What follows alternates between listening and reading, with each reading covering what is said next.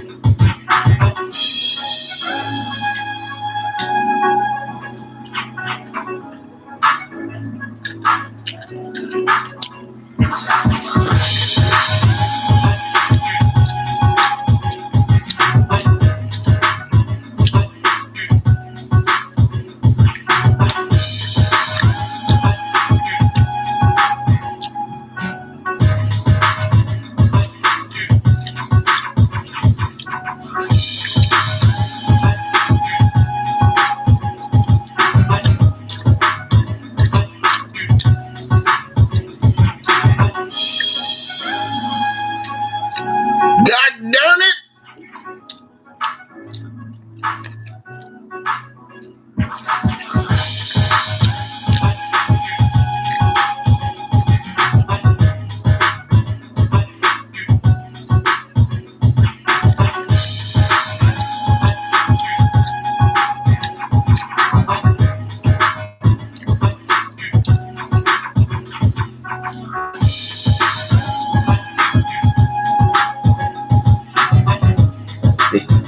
Fiona Apple looking motherfucker.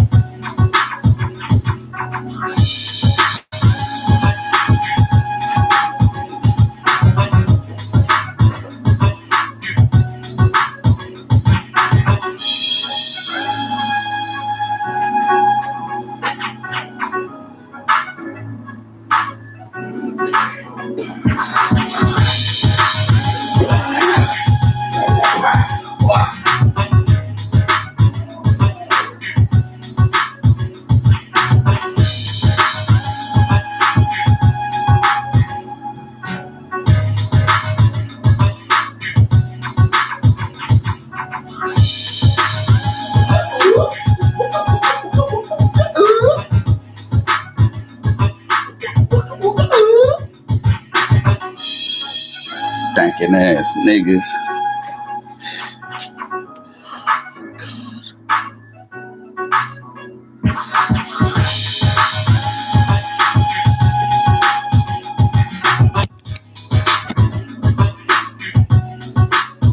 Black ass niggas. Black ass to niggas. Black ass to niggas.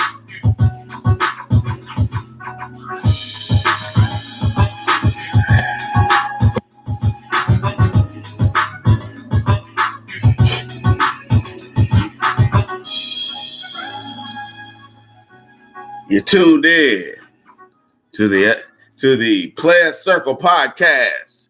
That's right, ladies and gentlemen. We're back for one more again.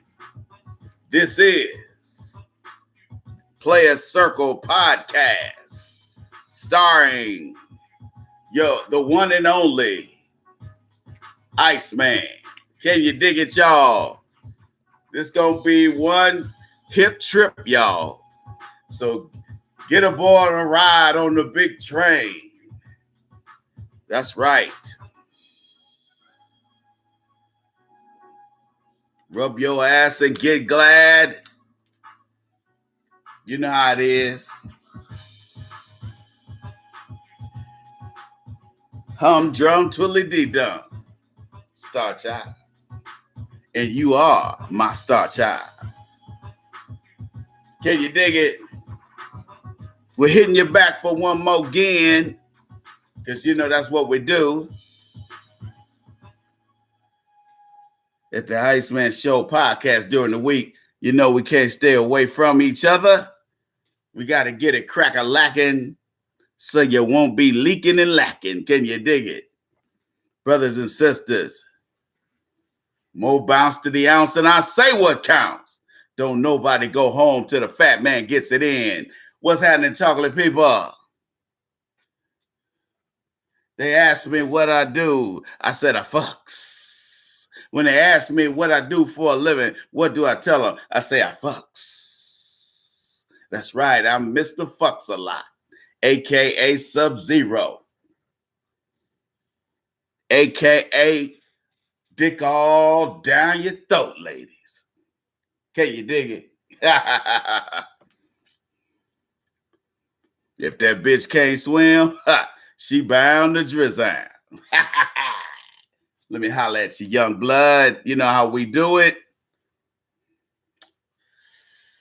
Yeah, I was supposed to do this podcast about 5 years ago. The link to this article was sent to me, I think, in 2012. And I'm just now doing the podcast. Can you believe that? 7 years later. Oh, boy. But here it is, y'all. There's this wildebeest looking dude that's got a website called Return of Kings. And it's a very good article. This white dude, you can tell he listens to hip hop.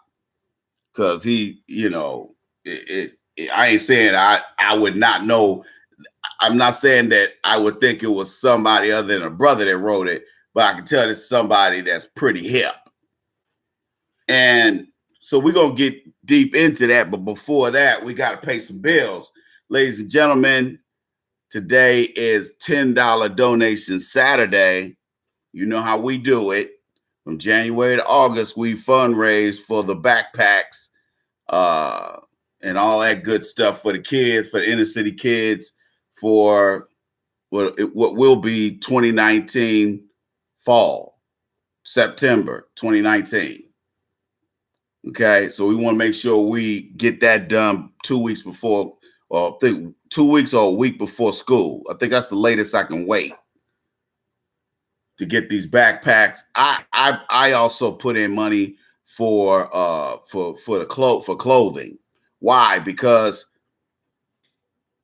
a lot of these kids need clothes. Some schools, depending on what state it is, they may just give them uniforms, or they got to get uniforms, especially on the West Coast, to alleviate the issue of people talking about people's kids. Although if they got some cheap ass tennis shoes, instead of having Nikes, they got Likes.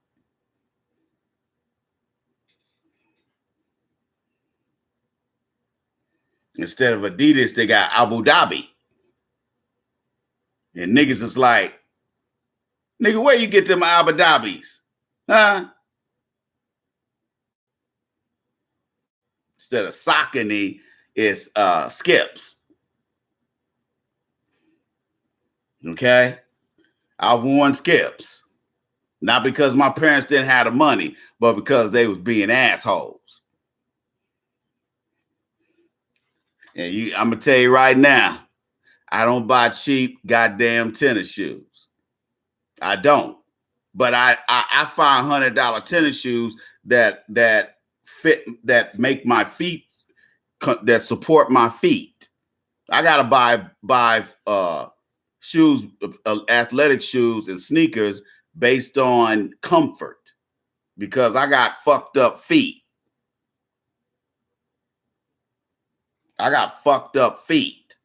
So I have to get, I ain't talking about, I need orthopedic shoes, but I need shoes that that's gonna last and that are well made. And sometimes even, what up, Kinsley? What Ken Lee's way? Triple T Kill, what up, yo?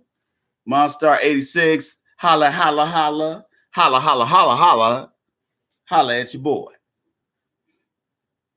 But anyway, sometimes we go through things like that, you digs? And we got to educate, we got to get educated. We have to put ourselves in a position so that we can influence the next generation in a positive way. Not passing along, simping and tricking, but doing things the right way. But now that Timmy Diamonds is here, our resident Black Jewish dude,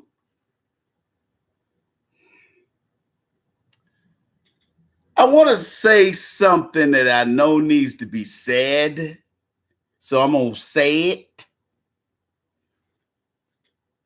There, somebody sent me a link to some little messy, little mush mouth Southern 10 o'clock shadow wearing fucking beard motherfucker, look like he ain't shaved since the invention of the straight razor.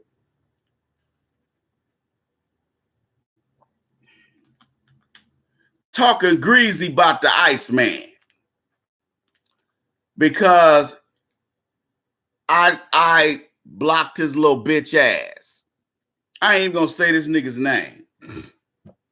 He got pissed off. Look, if I see somebody with a ridiculous username, I'm gonna assume you're a white supremacist. It's not personal, but you throw off the flow of the show when you come in saying dumb shit like what this idiot asked me.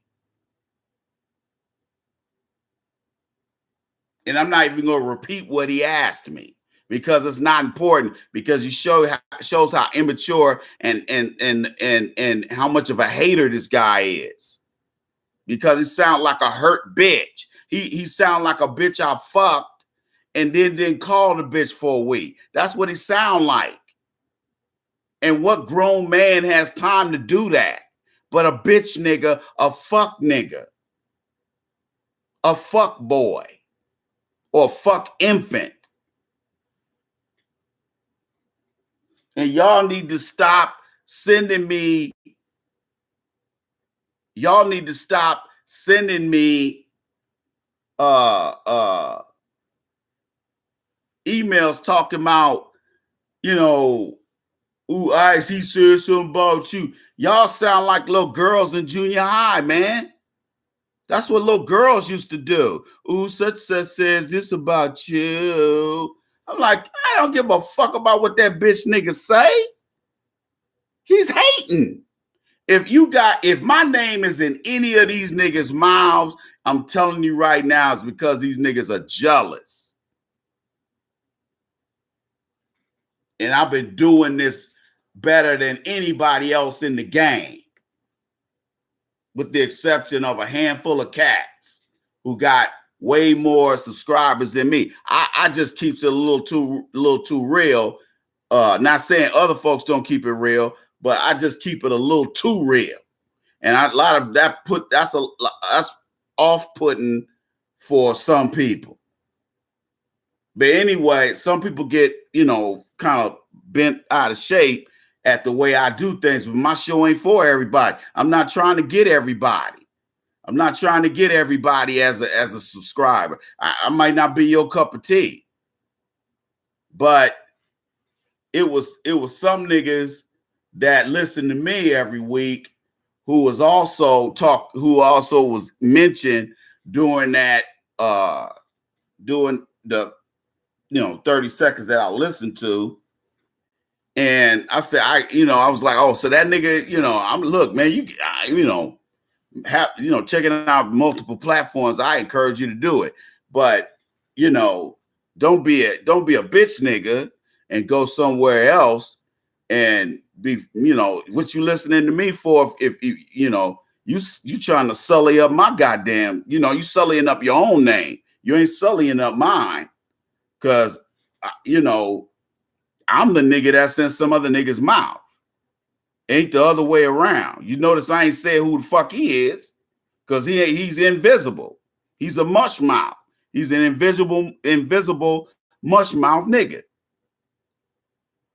And I'm not gonna waste my time putting that nigga's name in my mouth, because I got too much other work to do. I got a fundraise today.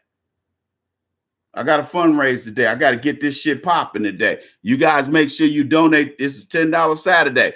Hey, don't act brand new today, because I'm lit. Don't act brand new. I will light your ass up. Don't be bullshitting. Timmy Diamonds. Hey, I know you got them ends, right? I know you got them ends. If you got $10 for the collection plate at the strip club, hey, you got 10 for going over there to Sugar's, your favorite strip bar. You got $10 for the Iceman. Come on, let's get it cracking. Come on, y'all. I'm gonna turn on the blue light like on the Players Club. Blue light espresso. Don't let me turn that light on. Scooby-Doo looking mother. Y'all get to playing. Y'all ain't gonna get on my goddamn nerve today. But you come in, you better come in here hat in hand, nigga. I like my niggas coming in here with hat in hand. Yeah, Jags. Hat in hand. Hand in hat, nigga. I don't give a fuck what it is. But it's gonna be one or the other, and the other gonna be up in the other. Can you dig it, nigga? Scooby-Doo looking motherfucker. Oh, you go to Sugar's for work?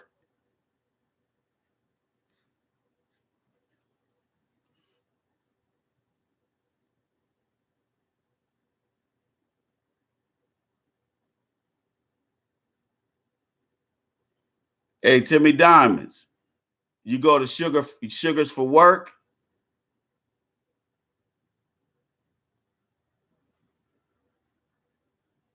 Huh? Deacon Patterson. Who the hell's Deacon Patterson? Yeah, they showing dogs horse doo-doo. You might want to see no goddamn horse doo-doo.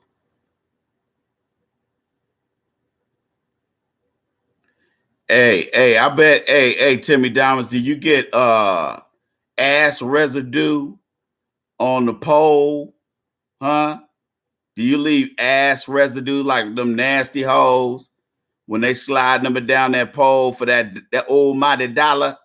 Huh?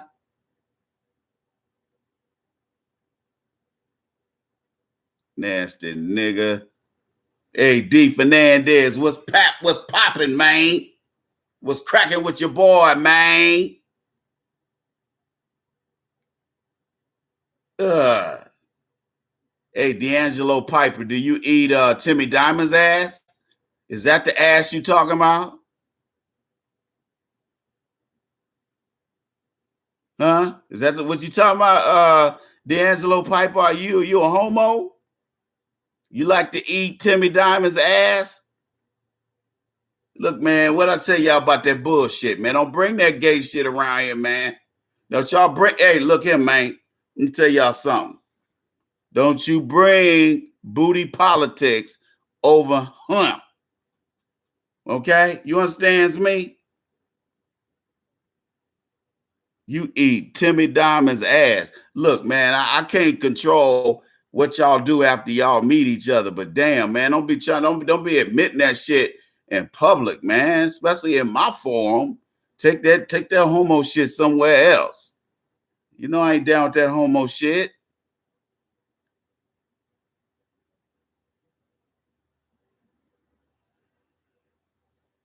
Oh, Timmy Diamonds, you done find Jesus? You done find Jesus Christ? Oh, now you're a Christian now. Now you was talking about taking your dick out over there at Ramstein now, nigga. You did say that now, nigga. You did say you took your dick out while you was in the Air Force. So if that's the case, you is nasty, nigga.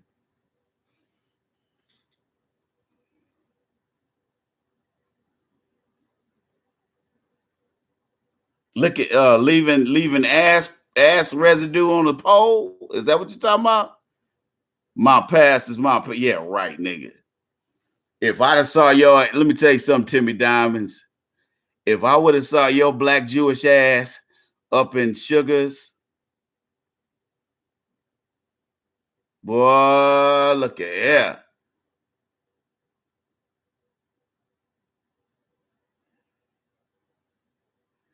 Look at here. Look at him, man. If you eat an ass out, there should not be any doo-doo residue. You understand me? Now, because of a man my age, you know, I don't go around eating asses. I don't do that no more. I don't do stuff like that. Plus, I was, you know, when you get older, you start thinking about stuff you did. You say, well, I don't think I'm gonna be eating ass out, you know, anytime soon. I don't do that. No, that's, you know, you don't put your face where, you know, somebody used the bathroom. You dig what I'm saying? Tell you, boy, that's nasty, boy. That shit nasty. Play with that booty hole, boy. I see what you do back there, boy. That make you African booty scratcher. Look here, dude. I'm not 60 years old, and I don't look 60. And that girl in my profile picture, the one that you saw on Facebook. Hey, I wasn't. Hey, let me tell you something. Long as she was young and ready and of age, it popped off. You dig what I'm saying? Tell you, have you had some of that good old 20-year-old type fussing boy? No, because you ain't getting none.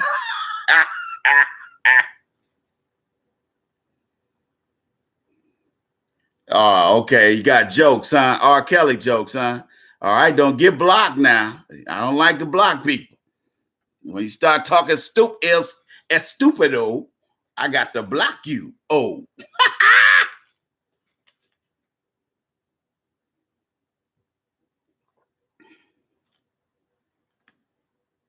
That's right.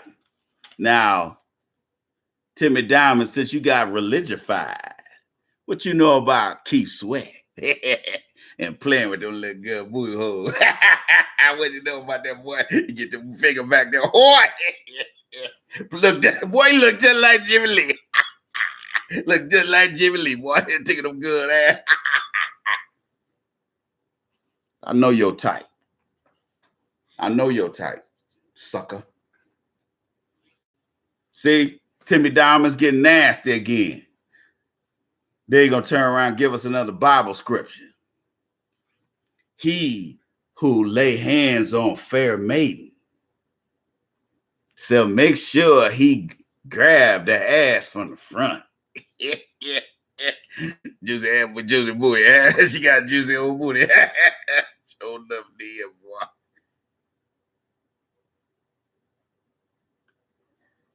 Shouldn't be giving nothing to no church. Church don't give you nothing. Anybody that sit up here and tell you you can't that you need to buy a package every week of a certain item, and you paying it every week, and then but you can't get it until after you die. That sounds like some 72 virgins type of shit. But niggas is dumb. Niggas is dumb, man.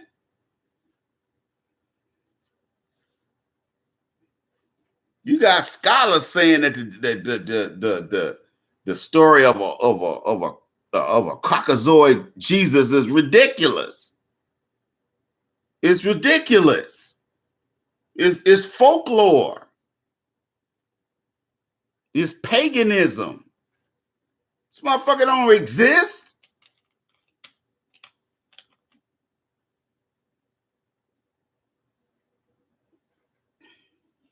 I got some shit on my Facebook page. Let me tell y'all something. Let me say this to you, because I got off track messing around with Timmy Diamond's the black Jewish dude.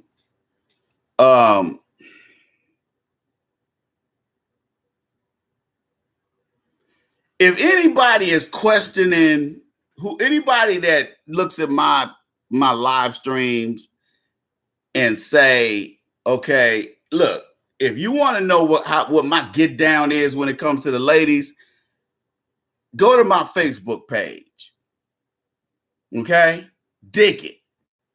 Go to my Facebook page to see all the young tender ass and some ass my age that was torn apart when me and those folks were together. And that's just a handful of them. Yeah, I got pictures of other women because I'm doing edutainment. You know, I show pictures of different women, and I say, "Hey guys, are you? You know, does this look like somebody that's wife material to you?" It ain't because I'm trying to give these women big ups. It ain't that. I don't care nothing about them bitches. I'm just trying to educate dudes. You digs? Now, my thing is, what you need to understand is that that's the taste. Normally, I wouldn't even do that. When I had my other Facebook page, I had naked pictures of some of them German women I was fucking with. Those of you who remember I put them pics up. I had to take them down. Nobody didn't report it, but I didn't want to take a chance. Remember that? When I had that other Iceman Facebook page, they shut down.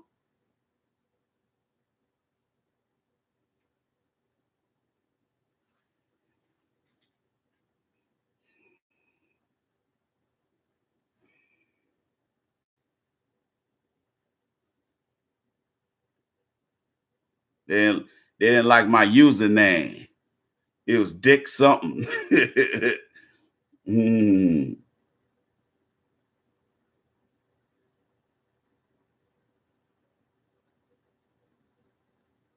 Nah, German, hell no, I don't want no German woman to slap me. The only thing them German women was slapping was they tongue around the Iceman's Big Daddy.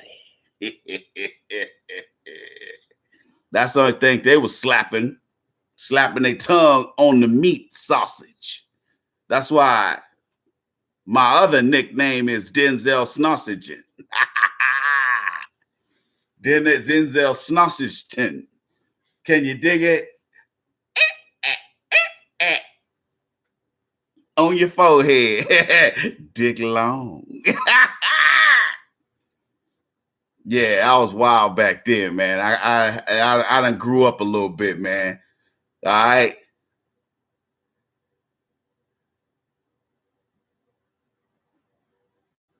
Yeah, she had a big old round ass. Yeah, hey, I've seen plenty of white girls up there, big round ass. That shit had me fuck. That shit fucked me up. Because I would move when I moved to what I would trying to remember what I did when I came back from Europe. I think the first place I lived was Minneapolis, because it was so close to what I was used to, even though it was America. But it done changed now. It used to be a little big city, a little medium-sized city where everybody know everybody. Now it's becoming it was already a metropolitan city, but now it shows its metropolitanism.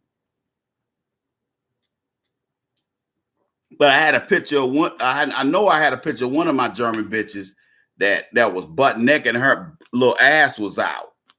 And guys was like, I would post one on my Facebook page, but I know one of them mammies would report me.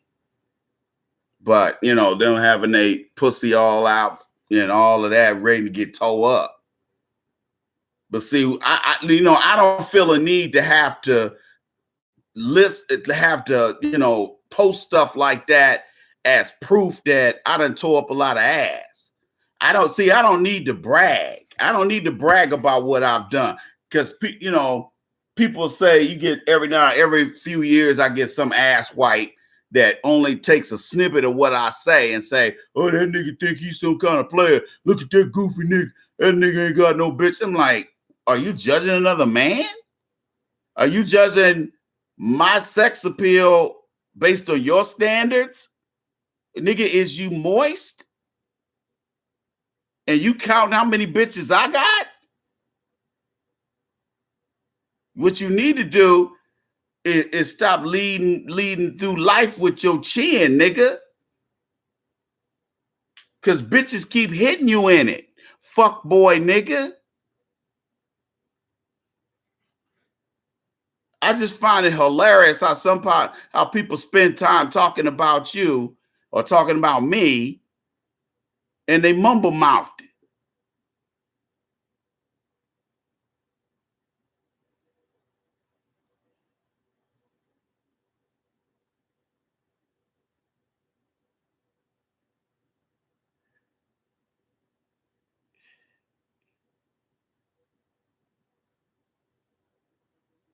Ray Victory. Who's Ray Victory?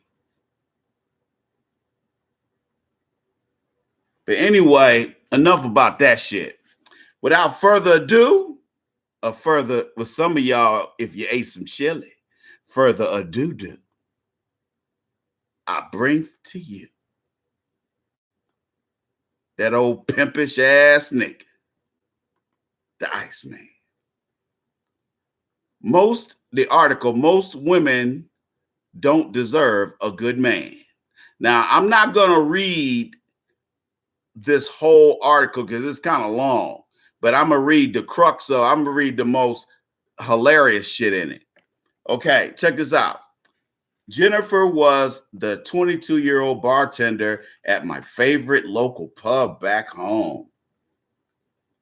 She was friendly enough and we had good rapport. We often would share stories of embarrassing or debaucherous nights, past and present. These usually included more of her stories than mine. Must be a hoe. seeing I'm pushing 40 and she is in the prime of her partying life. I like Jennifer and I consider her a friend. She admitted to having a crush on me at one point, but we moved past that.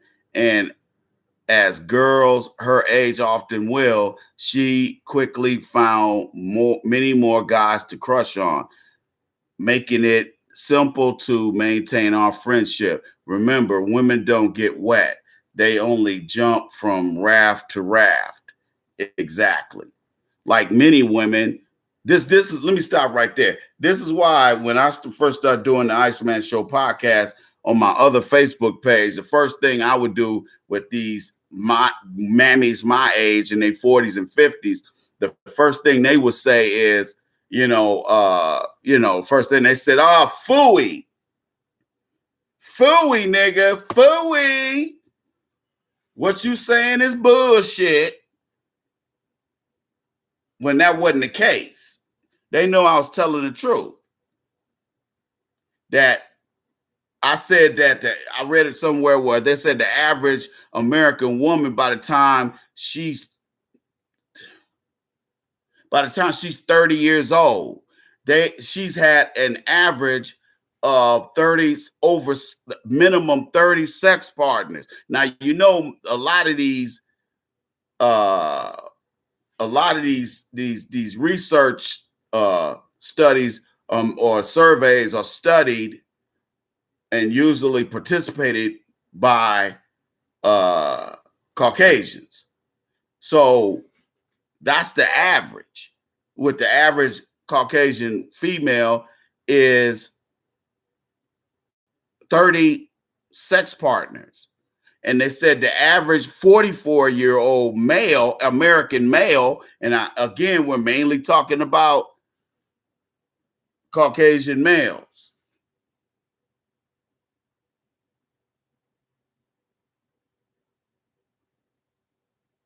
Seven sex partners by age 44, an average of 7 sex partners.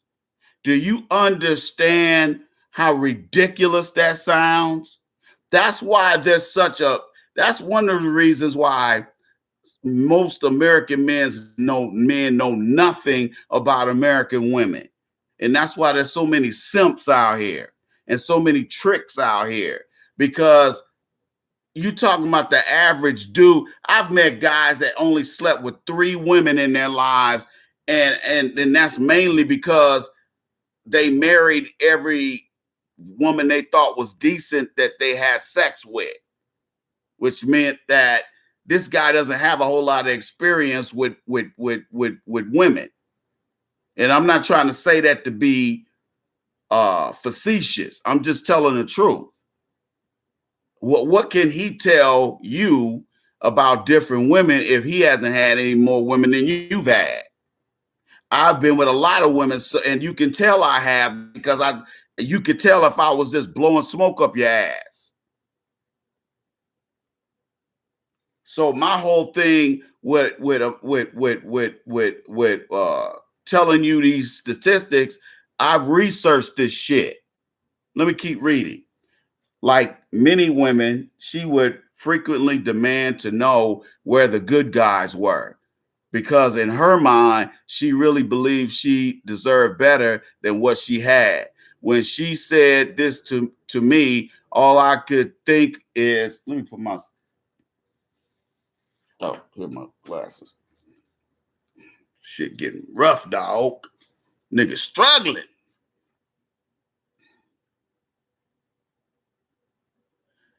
When she said this to me, all I could think is, so what exactly qualifies you or any modern American woman as someone who deserves a good guy?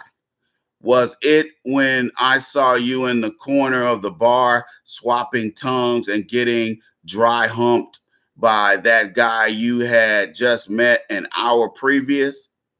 Was it when you told me how the night before you had disappeared, and while everyone looked for you, you were passed out alone at some other bar and had peed your dress?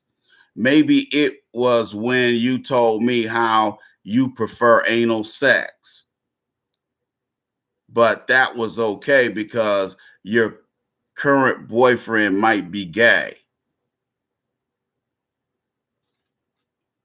What the fuck?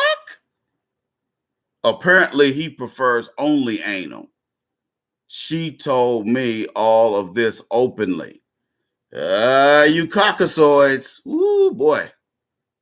Man. Is there no such thing as privacy when it comes to these chicks? They will openly tell people how they don't fuck their boyfriends anymore and casually divulge all their relationship problems to anyone who would listen. No, you're an emotional tampon, dog. Because see, as soon as she would have started saying some other nigga and then a verb, I would have been like, I'd have been already, out the goddamn door or off the phone. Okay. All she would have saw me was asshole and elbows. That's it. That's it. It's a wrap. So that's what you is, dude. Before, but perhaps it was the virtual naked selfie she sent me, almost like it was a reflex when I jokingly commented how she was wearing too many clothes in a previous photo. Whatever, it's cool. They deserve better, right? Who needs class when you have a vagina and plenty of lonely men around? I'm starting to question this dude. I deserve a good guy, though. Jennifer had a roommate same age who seemed just as baffled as to where her white knight was. Now, remember, this chick is 22 years old. Remember that? Remember I told y'all at the outset? 22.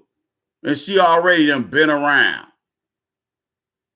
Now, I told y'all I'm not trying to be crass. I'm not trying to be assholish. But you do know we talking about white women or Caucasian women. That's their get down. They either do it on the low or they do it out in the open. There's no middle ground with them. That's why by the time you get to them or they get to us, man, man, look, does words like, ate up ring a bell to you? Them bitches be beat up by the time they get to us. Them white boys be done destroyed that pussy. Why would I want that shit? Or they done got overweight. But a lot of them got beat up, vaginas. They just don't have the money for the rejuvenation surgery. You digs?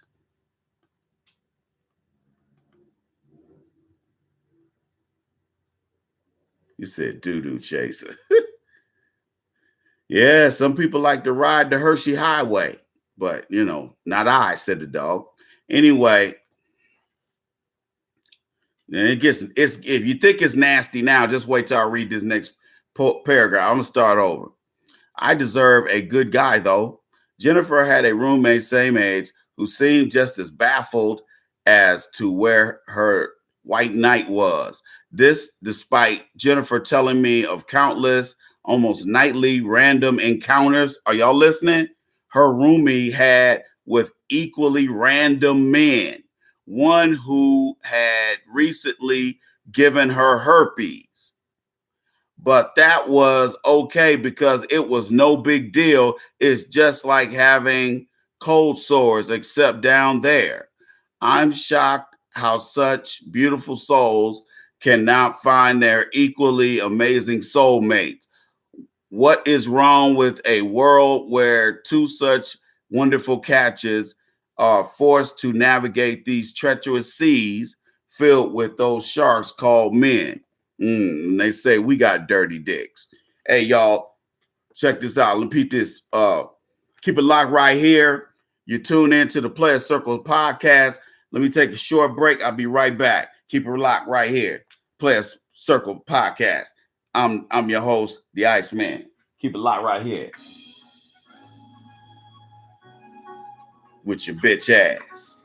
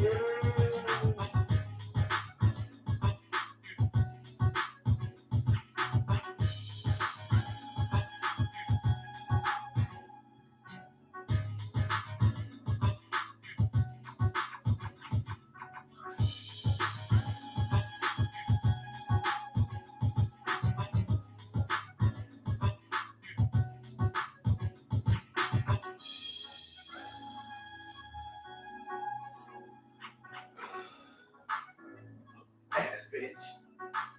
Open your ass bitch.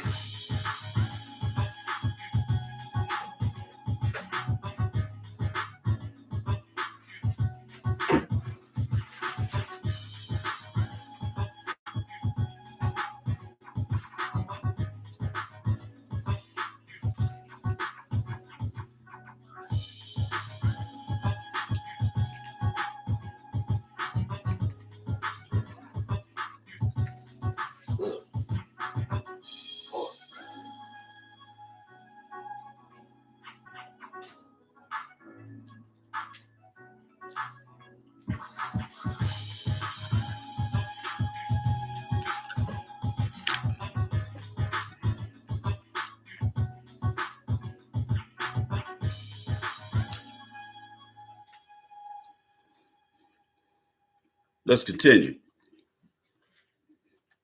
Whatever happened to chivalry?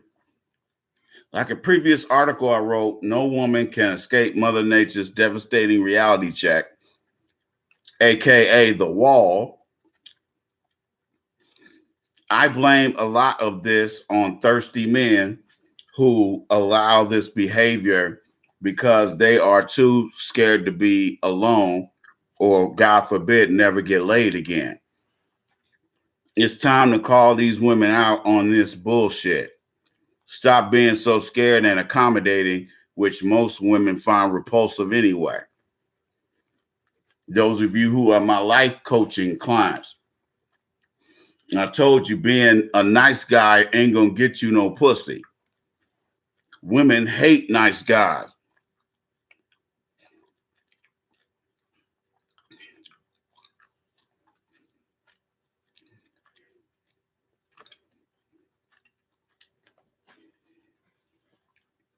He doesn't open doors for me. Jennifer and her roommate are not the target here, nor the anomaly. They are just examples of an all too typical American female. The ones who feel like they can behave any way they choose and shit on whomever they want without consequence. Oh, consequences are coming. Consequences and repercussions. Regardless of this, somehow, when they decide they have had enough rides on the cock carousel and spread enough venereal disease, they still deserve a gentleman to open doors for them and send roses to work on Valentine's Day so all her coworkers and Facebook friends can be like, someone loves her. The logic, well, they are women.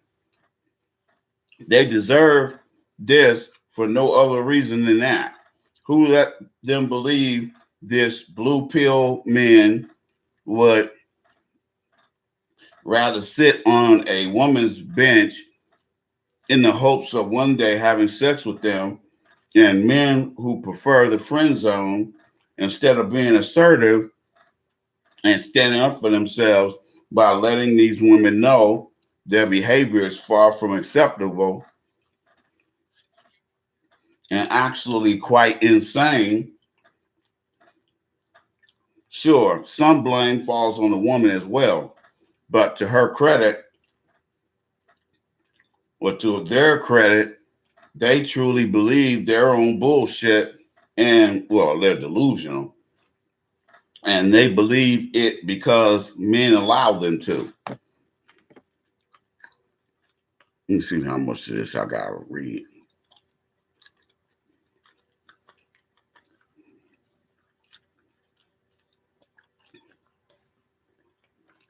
Okay, this is a big ass. Oh my God.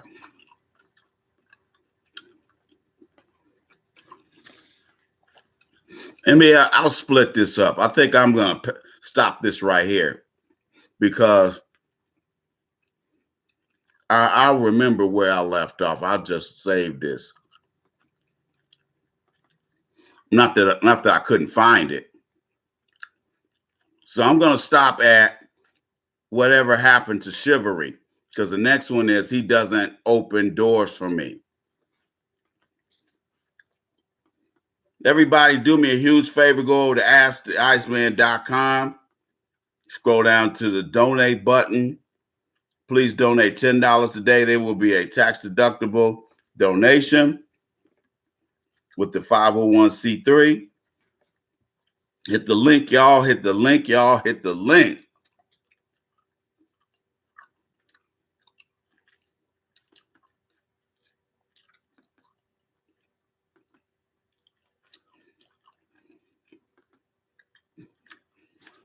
Timmy Diamonds, you need to totally get the fuck out of here with that bullshit you just posted.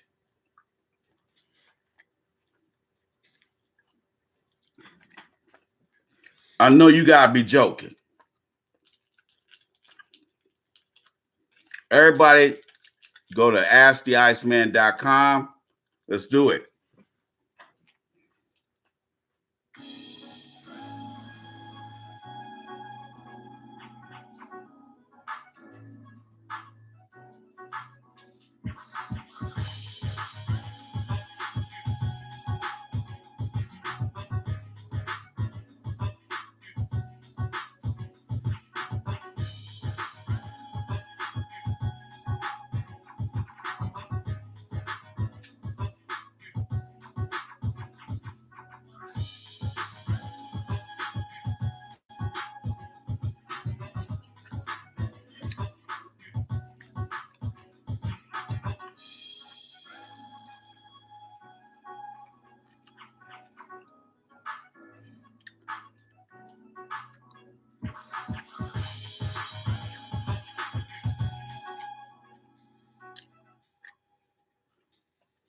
All right, dog. Let's keep it popping. Everybody go to AskTheIceman.com. AskTheIceman.com. Scroll down to the donate button, and please donate $10 a day.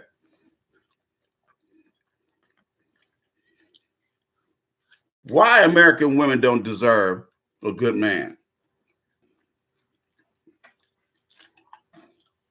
That's actually a loaded question.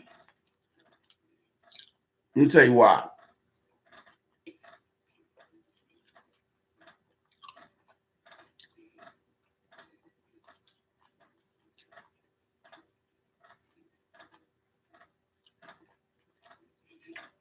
What is a good man? That's the first thing we need to determine. You talking about a blue pill man or a red pill man? A good man means different things to different people. When I think of a good man, I can't help but think of a woman who's hit the wall and who won't admit that she's hit the wall. And she trying to get spry with me instead of letting me bust that thing wide open without changes and chaos and disorder.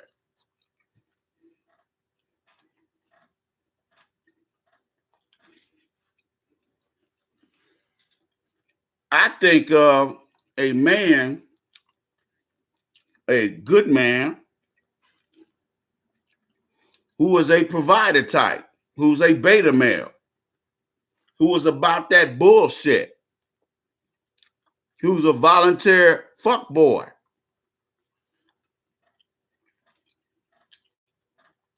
An effeminate male. You dig?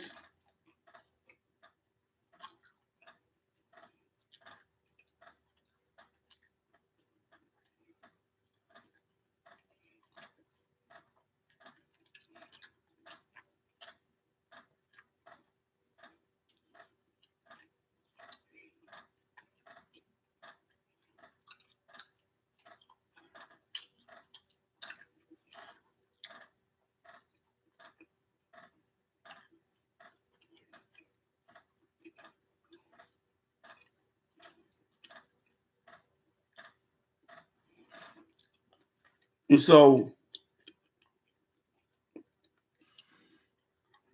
I think of a simp,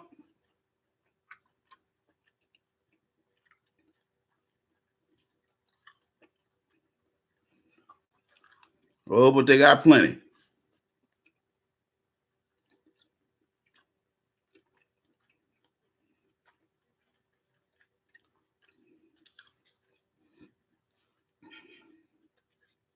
And so what she's really saying, let's identify what she isn't saying, what means. When a woman says she want a good man, that means what she's really saying is she want a defeated nigga. She want a broke dick nigga.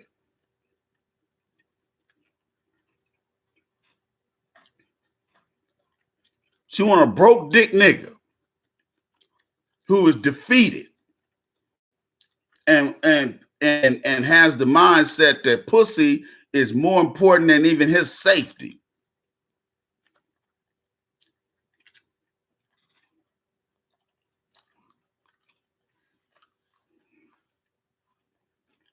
And her mentality is that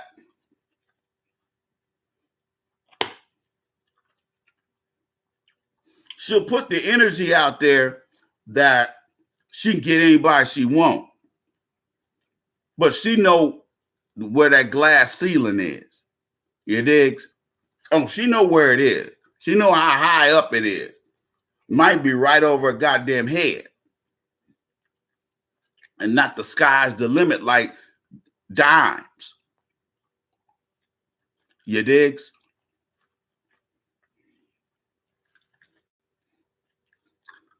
So in her mind,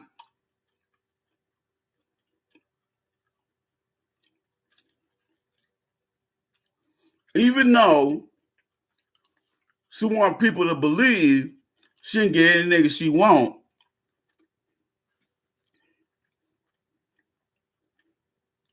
she settles for the nigga she can get, which is usually an ugly simp.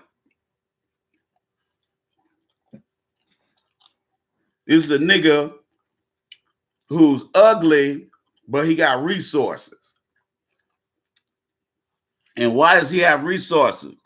Because he ain't getting no pussy. And he's only been with maybe 3 women in 50 years. But he don't care that he putting himself out there looking like a simp and a beta male and a provider type. He don't care. He thinks that's a strength. He thinks that's leverage offering his resources. Now, if you've been listening to me for, I've been doing this show for almost 10 years, but if you remember my Blog Talk Radio days back in the 2011 and 2012, you remember I would always say,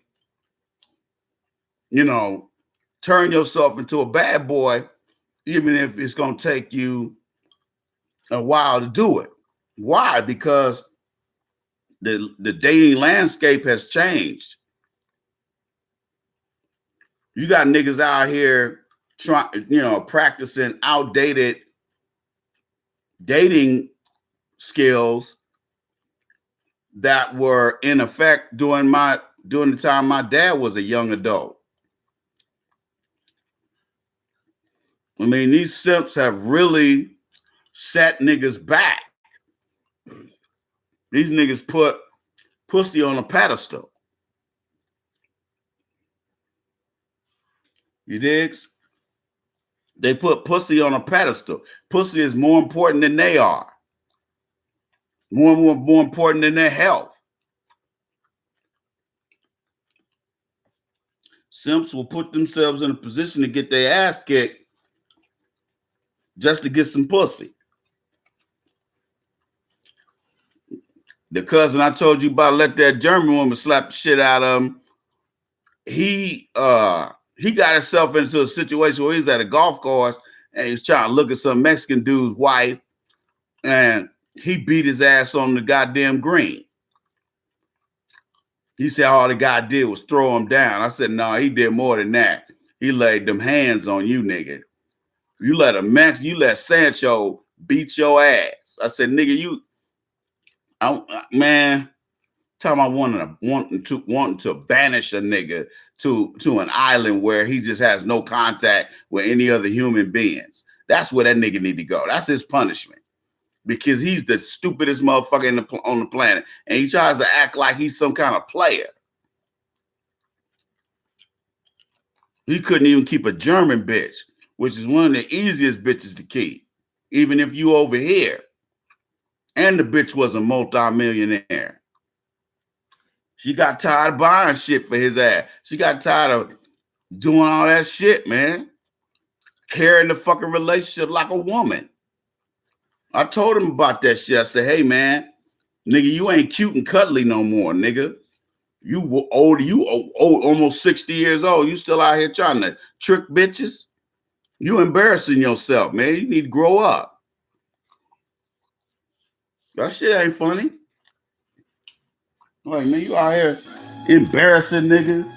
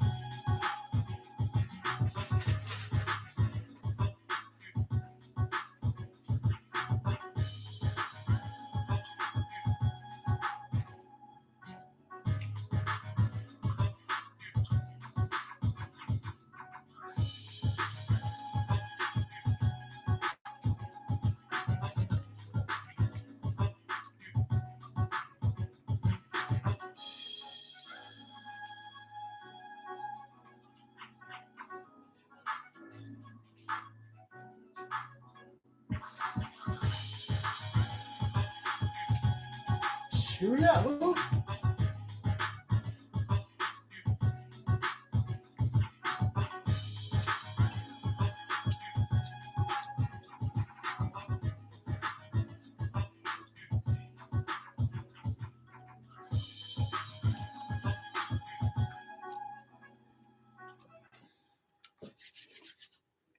Can you dig it?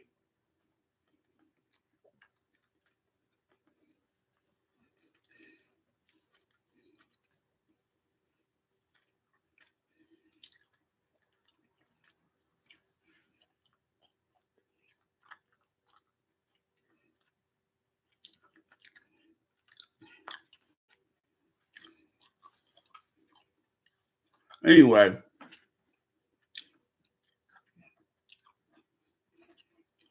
women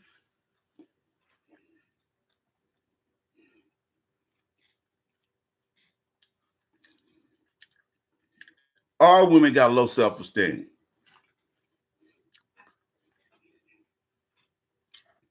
That's why women need to be in strict debutante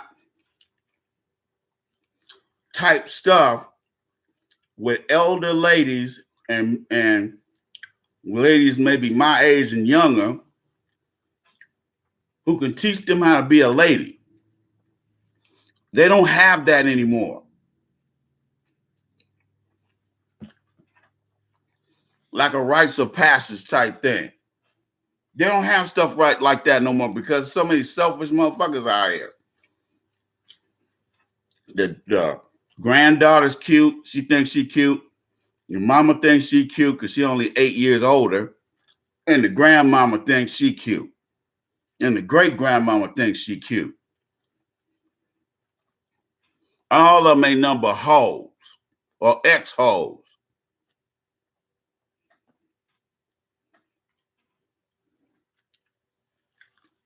You digs?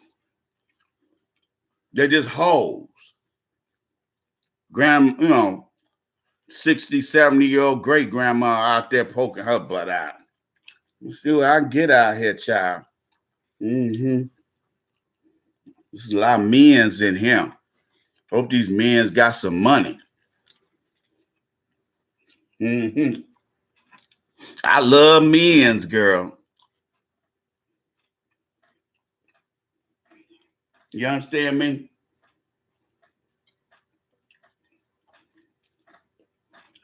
Y'all better understand me now. Understand me this evening.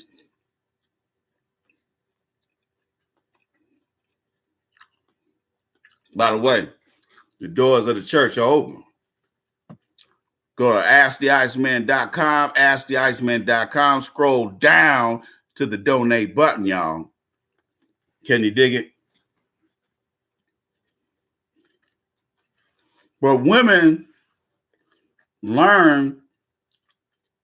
build an ego these days rather than be in a situation where they build self-confidence. Let me explain what I mean.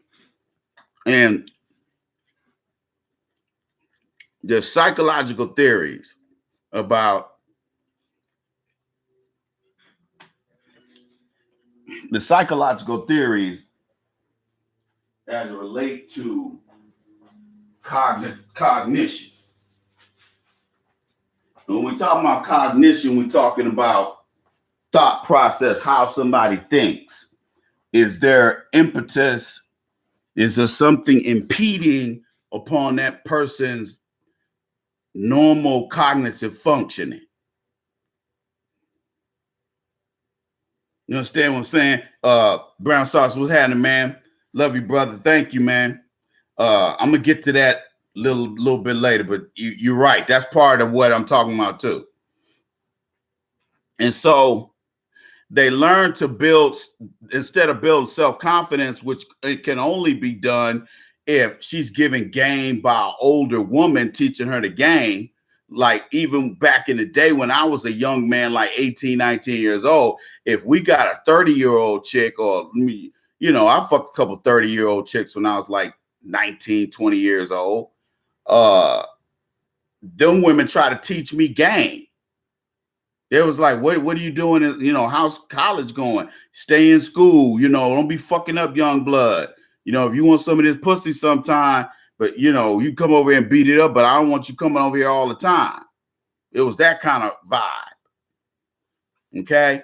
You guys ain't running into women like that, mature women like that. See, back in my day, a 28, 29, 30-year-old woman was a woman, not no little girl out here playing games with her life. If nothing else, she was serious about her life. She wasn't letting niggas fuck all over her if she was trying to look for a husband. And if she was out here working, taking care of her own shit, her shit was tight. Wasn't no, and she wasn't no drunk. You understand what I'm saying to you? See, nowadays you can't get no game. See, my book, first chapter, I think it might be the first chapter I talked about the acronym. This is my book, The Game of Life According to the Iceman, Volume 1. The reason why there's periods in front of the word, in front of each letter in the word game, is because that's an acronym, gaining assets, and then you should know what the ME stands for. But that's an acronym, game. See, I had women teach me game. By the way, you get this book at AskTheIceman.com. Scroll down to the add to cart button, or you can get it at Amazon.com. My first book, The Game of Life According to the Iceman, Volume 1. I'm writing the Dating Bible right now. That's my second book. Anyway. So if you're building an ego and building self-confidence go in different directions, but at some point they run parallel. They can run parallel depending on the person. A man, see, this is why men and women are not the same. And I'm going to speak on this in detail in my second book, The Dating Bible. You got to understand something. Men and women are not the same. Yeah, we need oxygen and we need food and water and we need a place to pee and shit. Yes, we need a job to make money or own our own businesses. But self-confidence and ego is not the same thing. And ego is easily deflated. But a man needs an ego. A man's ego and his self and his confidence, self-confidence, is interwoven. Whereas a woman, an ego for a woman is when they start talking about vanity, talking about a woman's vanity. When they start talking about women are vain, that's where that comes from. Because you got to understand something. All women ain't dimes. I think it's something like 1 out of every 3 or 4 women thinks she's ugly, even though she's a 6 or a 7. I've dated women who were strong 7s and 8s, and they were like, I'm the ugliest bitch in here. And I'm like, bitch, what the fuck you talking about? And these are chicks with I'm talking about the whole package. Pretty face, rack, very nice rack. And a little bit of an ass. If it was a Caucasian chick, they might not. Some of them did have little bubble booties, but not a lot. A lot of them was just they had what we would say, oh, that's a nice ass right there. Nice, that's enough curvature. They was those kind of white girls.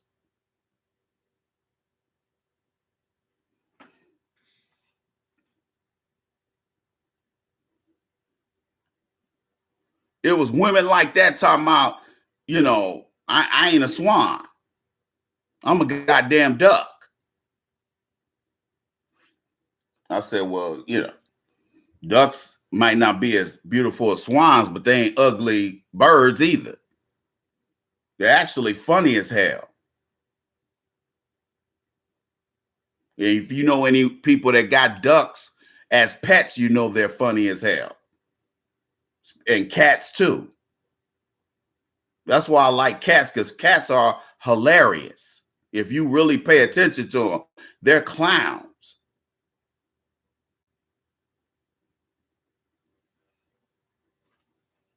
That's why it's always easier to rescue a cat than it is a dog, because cats, seem like they usually, when people, have cats at the pound, those cats they're usually kittens. So you get them young enough where they'll still be fun. Whereas a dog, if they were feral, and even if it was a puppy, they're still scarred. That level of fear, they can't bond with nobody else but you. And that was one of the problems I had with my dog.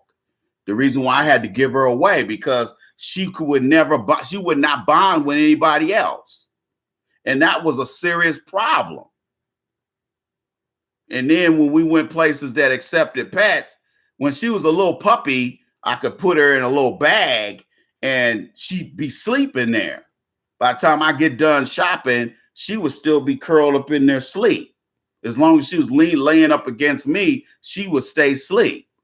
But then after about an hour of shopping, she would start popping her little head out.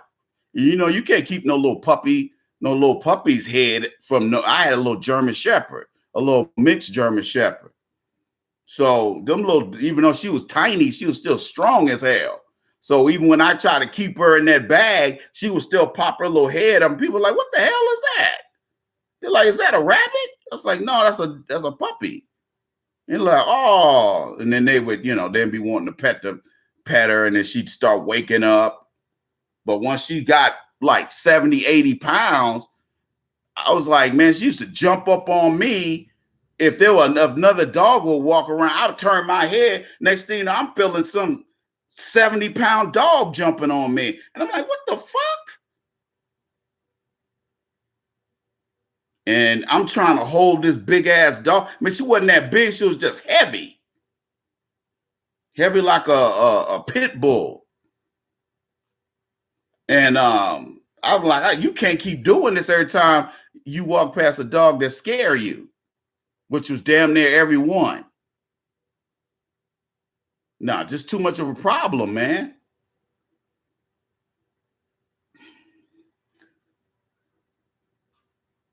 Now, with women, the thing about women is that now egos are just free from just being on the internet and on social media. That's why I did a video, and I'm not going to release it to the public. It's only for my premium.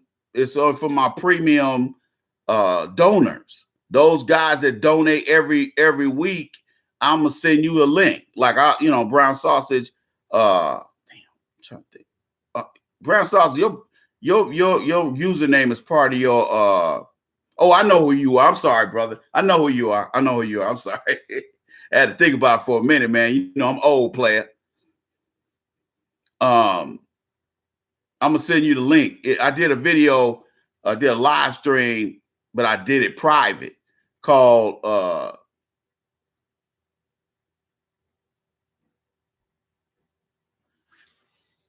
How Social Media Destroyed American Women. It destroyed them. It destroyed what was left. It wasn't much left, but it destroyed that, because you got a lot of bum bitches out here who are fat, who are ugly, who are fat and ugly, skinny and ugly, whatever combination comes, built like SpongeBob, but then be on there with be like this.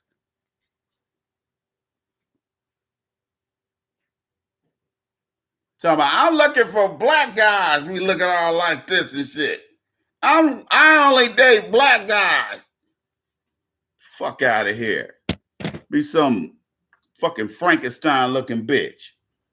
Talking about I only date black guys. I'm like, bitch, if you don't take your Frankenstein looking ass out of here, you scaring me.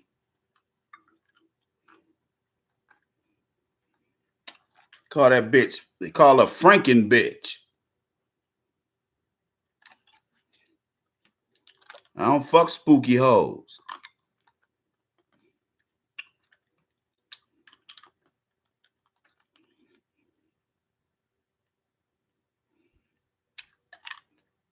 Come on, guys, let's get it cracking.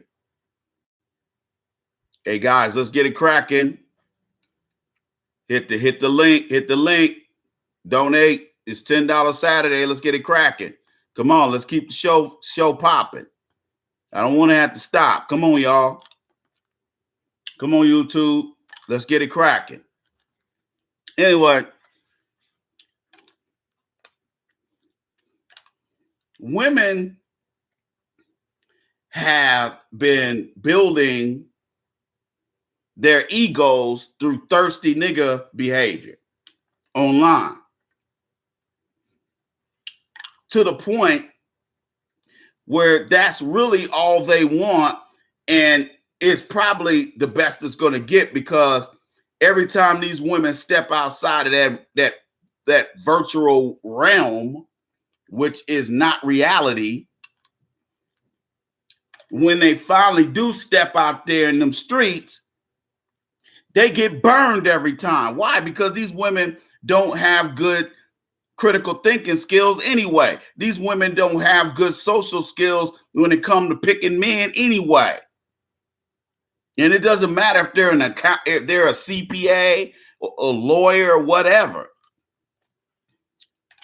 Back in the day on social media, I fucked all kinds.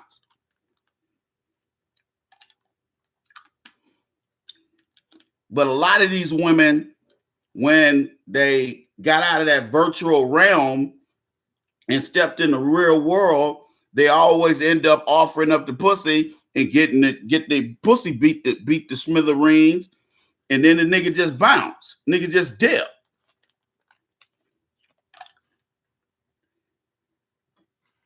So they would rather get the dopamine rush that comes with niggas hitting the like button than to actually fuck niggas. Or they keep the same broke dick nigga they've been fucking with for like the last 20 years. This broke dick nigga they got, they still fucking with him. He the only nigga they fucking. Or maybe it's a couple of broke dick niggas that they can always count on. Maybe these dudes done gave up on being a boyfriend or husband to this bitch. But they the old trick. They the old trick that come by Claudine that got 8 kids. He the nigga that come by in his rubber boots, nigga always working. Shit said limp dick Cleotis. I used to know a nigga named Cleophas. Thank you, Ty Cromwell. Appreciate it, brother. Everybody, if you haven't hit the link and donated your $10 today, man, come on. Don't just put it on a handful of people, man. Come on. We gotta get that. We gotta get this. We gotta get this number up, because you guys been slipping the last few weeks. Y'all been slipping like a motherfucker, to the point where I have to shut the show down. I don't like doing that, but you guys ain't leaving me any choice. Anyway, so these women spend their time building this ego. And every time they step outside of that, they end up getting a face cracked. They end up getting hurt because this bitch don't have good social skills and critical thinking skills anyway. And that's why she keep playing herself. And she keep falling for slick ass, bum ass niggas who game really ain't even that good. But the niggas they need to be fucking, who won't cause no trouble, she won't fuck them. She's keeping them on the string. They in the friend zone. See, I don't never let women put me in no trick bag like that. And that's what you putting yourself into when you fuck with bitches on online dating. Bum ass bitches on there. Ain't no but bum ass bitches on there. Plentyofat.com, Plenty of Fish, whatever the fuck you want to call it. Match owns all that shit. OkCupid, they own, what else do they own? They own blackpeoplemeet.com. They own that shit. Forgot the name of the company they bought it from.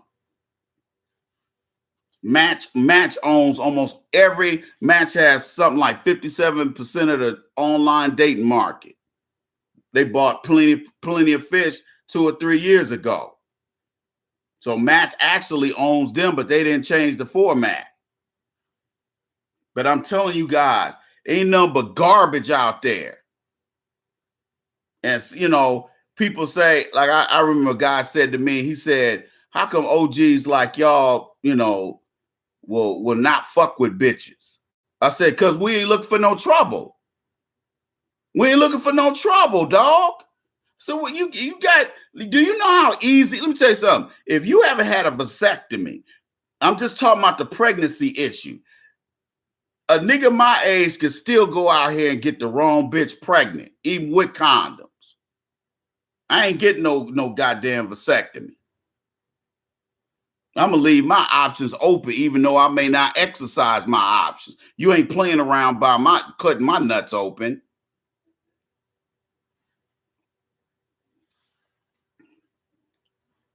Them bitches ain't got no business. Most of them are ugly as fuck anyway. Most of them are ugly. Like 60% of them are ugly as fuck. You would never fuck them anyway. Even if you drank a whole case of Corona, you still wouldn't be drunk enough to fuck one of them bitches. That's 60% of them are that.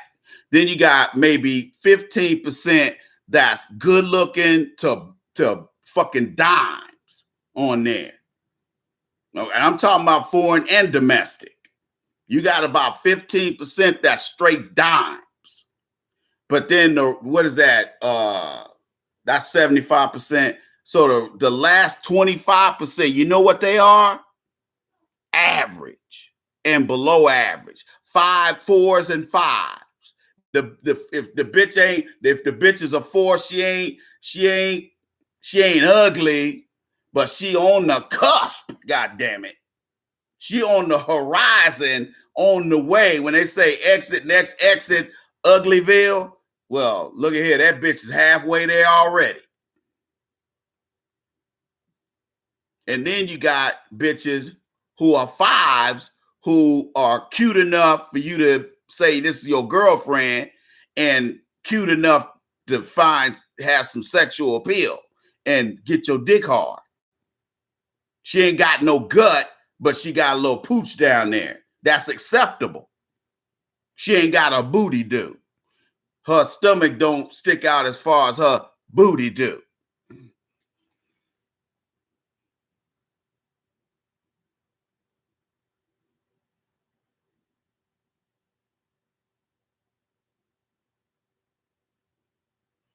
Let me explain something. K.R. Hawkins 91 said something that really made sense. Let me read what he said. I noticed the ones who look for black guys, they want ones over 6 feet, well hung, etc. However, those broads are below average looks. Not all the time. Sometimes there are some 6s and 7s that be like, well, I want a black guy 6'3" with a 10-inch cock and all this kind of stuff. Guys, see, that's where you say see self-confidence, and then there's ego. We need both. We're talking about the women though today. Maybe I'll do a part 2 to this. A man needs his ego just like he needs self-confidence. But sometimes that's when a woman, you hear a woman say, well, such and such is arrogant, such and such is conceited as fuck. They might say something like that. Well, his ego is outweighing his self-confidence. Maybe he's insecure about something. But we're not talking about mental health today. We're talking, giving you our basic psychology of dating lesson.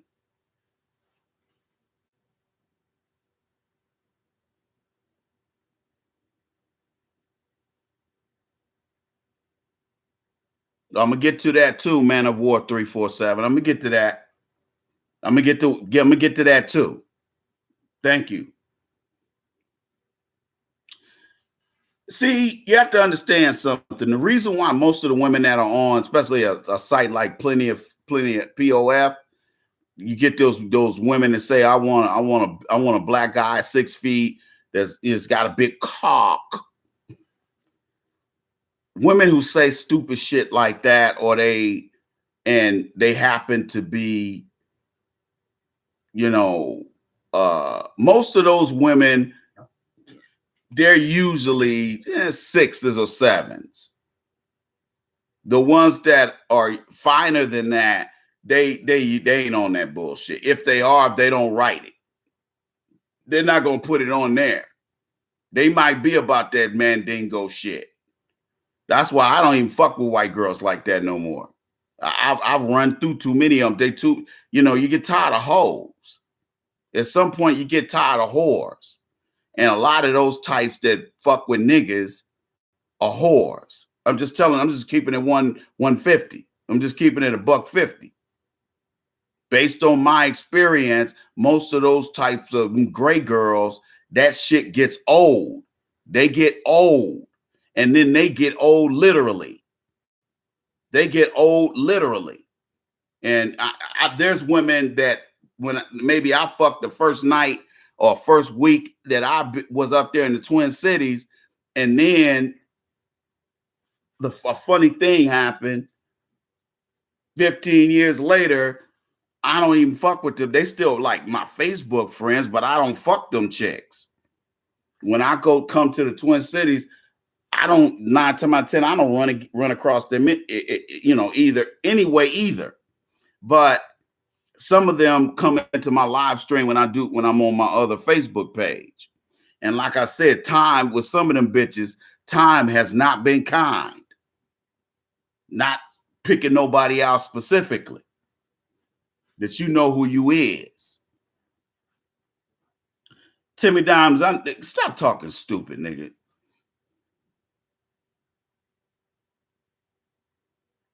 Yeah. No matter what color they are, they got a gang of kids.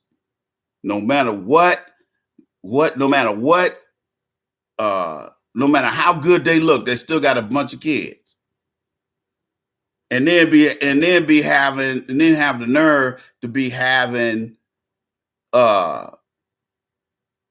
be wondering why you just want to fucking pump and dump. I'm like, how could you not? What else you ain't offering nothing else but use pussy. Like you said, cum receptacle. That's what else are we gonna do? That's what remember I was telling y'all, because some guys have said, hey, Ice used to be wild back in the day. You don't be talking that crazy shit no more. What? Because you grow up. You've been listening, some of you guys been listening to me for damn near 10 years. I didn't even have gray hair when I first started doing this shit. I ain't had no gray hair then. And now that I'm in my 50s, dudes is like, well, Hooker, you ain't the same guy. Nigga, why would you want to be listening to a nigga that ain't progressed in 10 years? That says a lot about your goddamn ass. You sitting there listening to me.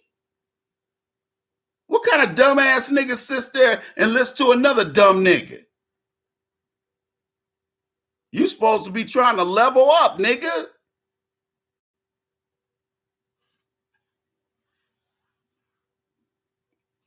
Not all of them. Not all of them. Most of them do age like milk, but most of they got that small 25% who age like niggas. And them bitches be 45 years old and the pussy's still tight and the body's still tight. They might have a little pooch right here, but they still be, pussy smell good, get that tan. You get some of them classy bitches up there in Minneapolis, St. Paul. That's why sometimes I'll be itching to go back to that motherfucker because, man, but it's them become the haves and the have-nots now. It's so much of this haves and have-not. When they had that Super Bowl last year, they probably spent $100 million the 3 years before the Super Bowl And that's not including the $1.3 billion goddamn stadium, that dome. No, I ain't talking about the cost of that. I'm talking about building badass apartments that, you know, only rich motherfuckers can rent, condos. I lived right in the middle of that shit in an apartment, but I was in an older apartment. It was in a fly ass area, but it was near University of Minnesota, which I didn't kind of like that much, because them college students be partying like a motherfucker, playing all that rock shit. I didn't want to hear that shit, but it was cool because I was, you know, in them streets. When I'm in Minneapolis, even during this time of the year, I'm in them streets, nigga. That's one thing that's not good for me living in Minneapolis, is I'll be in the streets. Especially now that I'm back in the music game.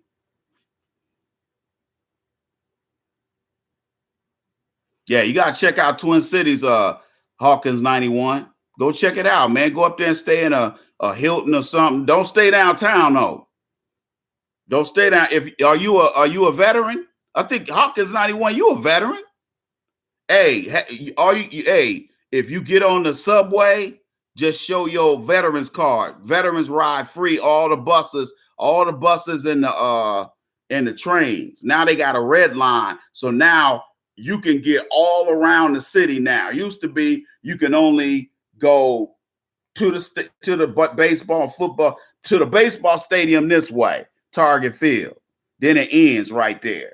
Then you get on the metro train, you go 50 miles out. You have to take the metro train. I think that's extra. You gotta pay extra for that. But it starts right there at Target Field where the Twins play.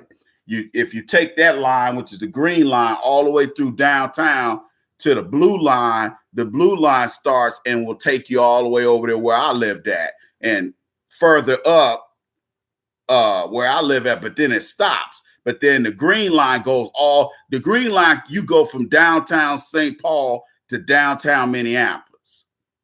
So if you're not a veteran, oh, okay. That's another reason why I like that motherfucker. Because if you want to go to the football game green line this way, baseball game and the basketball games, you know, the Timberwolves games and the Twins, you could get on the green line going that way. So that's attracted a lot of developers who built more high rises, but residential high rises. Y'all see where I'm going with this? With the gentrification. And then it started to get a real nasty white supremacist tone. You start seeing a lot more white supremacist attacks on blacks around the Twin Cities.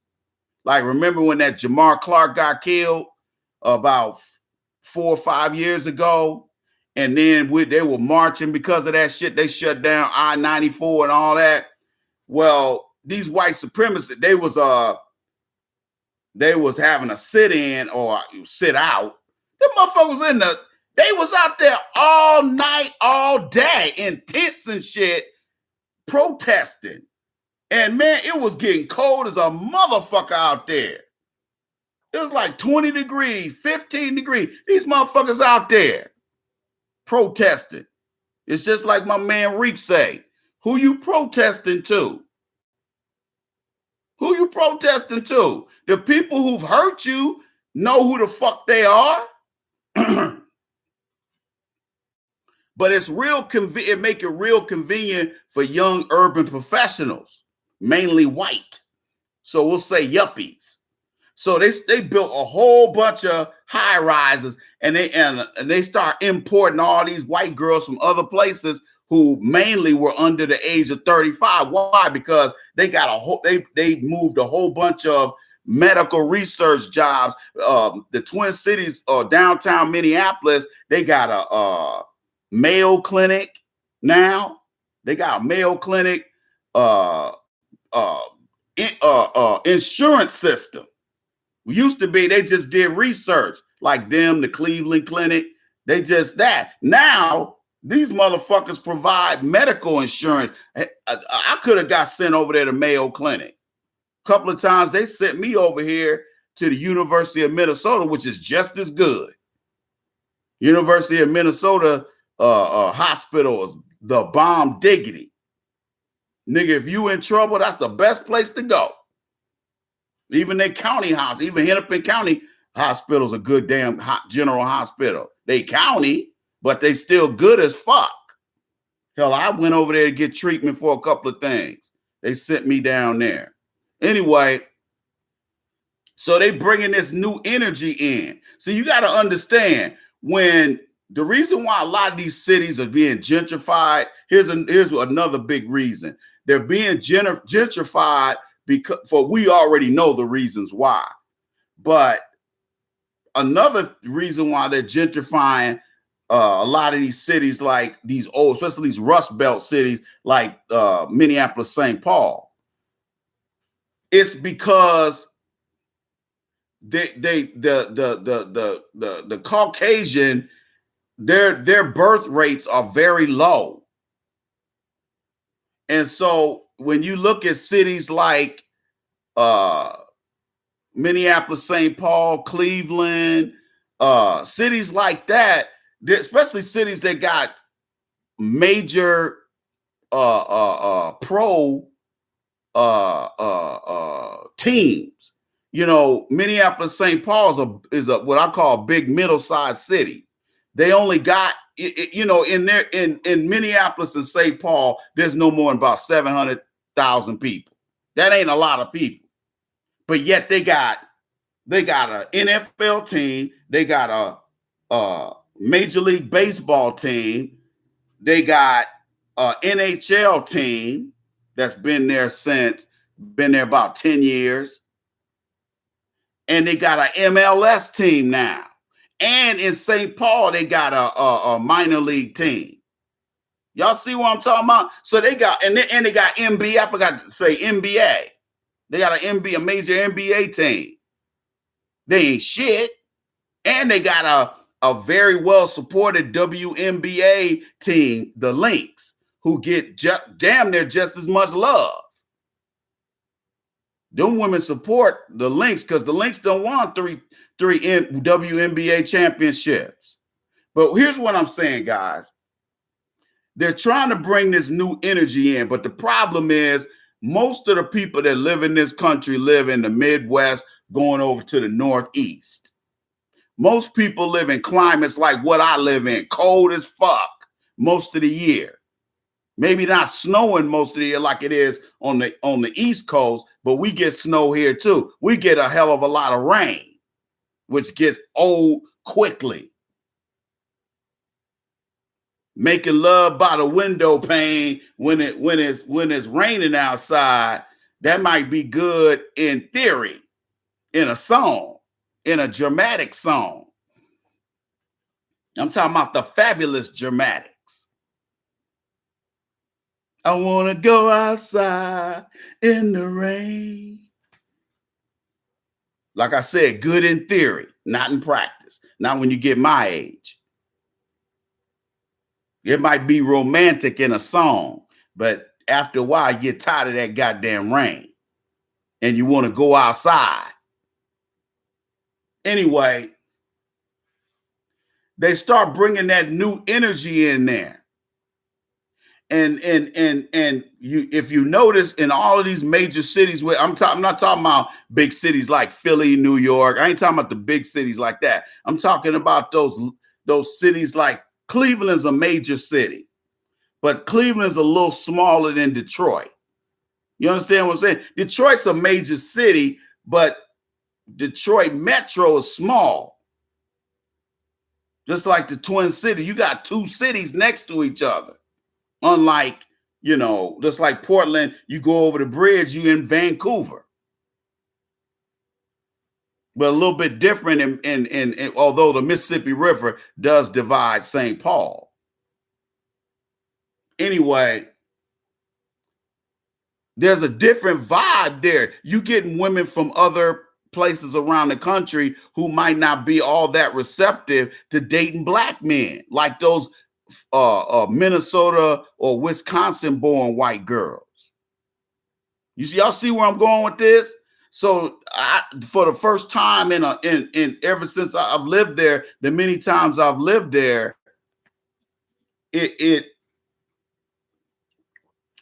for the first time I lived there, the last time I was there 3 years ago, one of the reasons why I moved away temporarily is because the vibe ain't the same. You know, we go out, meet new women, be digging them out within 24 hours. You meet women, you know, now you get a lot of these bitches that be just playing games. And I got tired. I was like, man, I wanted to experience a different place. Although I did go back to San Antonio. Actually, I was living in both places for about 6 months. But after a while, I got tired of it. Because I would, just to have something to do, I would drive all the way to Minneapolis and drive back. I got tired of doing that. You digs?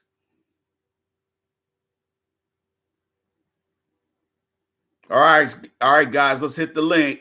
Hey, Facebook, can you meet the what YouTube's doing? Like to thank everybody who's donated today. Like to thank everybody who donated last night. Let's go ahead and get this. Let's hit our goal, guys. We're short of our goal. Okay, we're doing okay, but we can do better. The last couple of weeks, you guys have been slipping. So let's make up for what we did last week. Remember, fundraising is going to be from January to a week before school starts in August. Most of the areas I support are areas where school starts like mid-August. You understand what I'm saying to you? Now, if you live further back this way, where I stay at in the Northwest, you know, school starts maybe that last week of August. Depends. It really does depend. Anyway,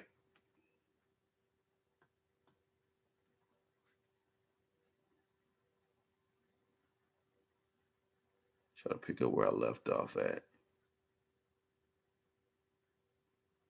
Or let's just talk about what's important.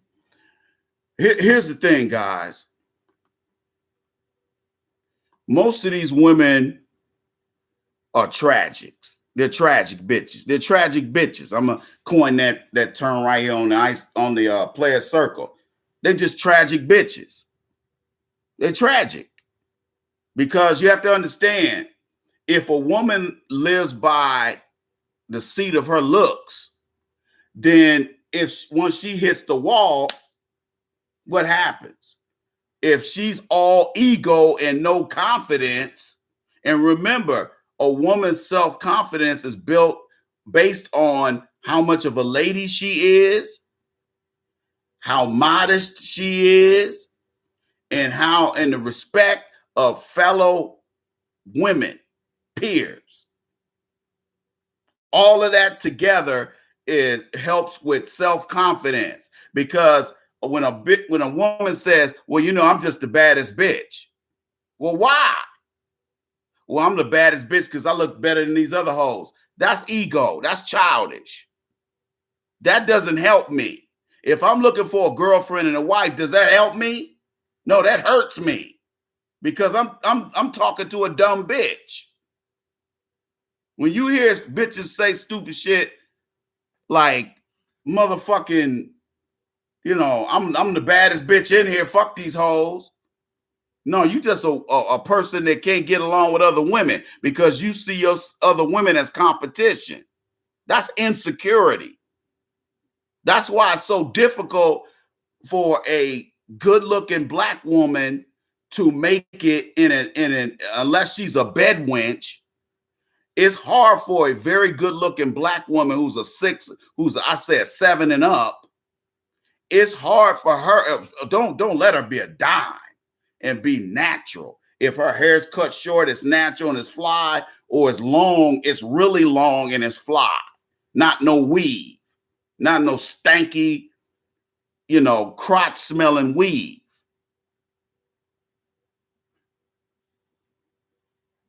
Man of War 30347.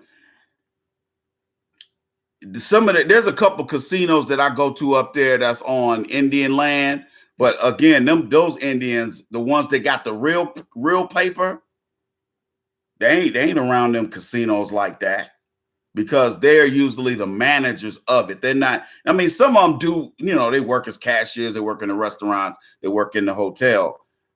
Some of them do, but most of the high-ranking tribal members, you can't just roll up on them bitches. Them bitches don't hang out like that. And if they do hang out, they hanging around hunkies with money. They hang around caucasoids with money. They don't hang around native. They ain't around like that. Yet the high. They ain't hanging around them type of motherfuckers. They wear suits. Damn, this bitch look like a meth head. Anyway, damn, I should push that thing over. Anyway, so I got some Just for Men in there. I just ain't used it. Anyway, and plus some of them Native American chicks that are in public all the time, the grill, dog, the grill. Oh, have you ever seen them corn on the cob, like they call it Indian corn, where it's different multicolored corn? That's how they teeth look. Some will be yellow, some will be black, some will be brown. Their grill be fucked up. Their grill be fucked. I mean, dude, when I say fucked up, you'll be like, this bitch got to be sucking dick for a crack rock. It's that bad.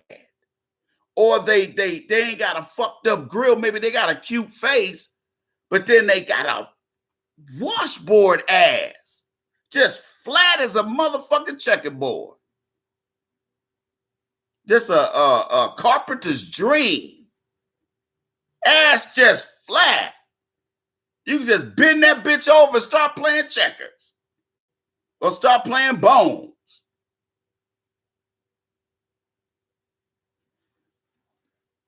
The real pretty ones, the ones who are pretty, shit, man, them bitches, you don't see them bitches out. You might go to some of them expensive hot yoga classes. They might be in them motherfuckers.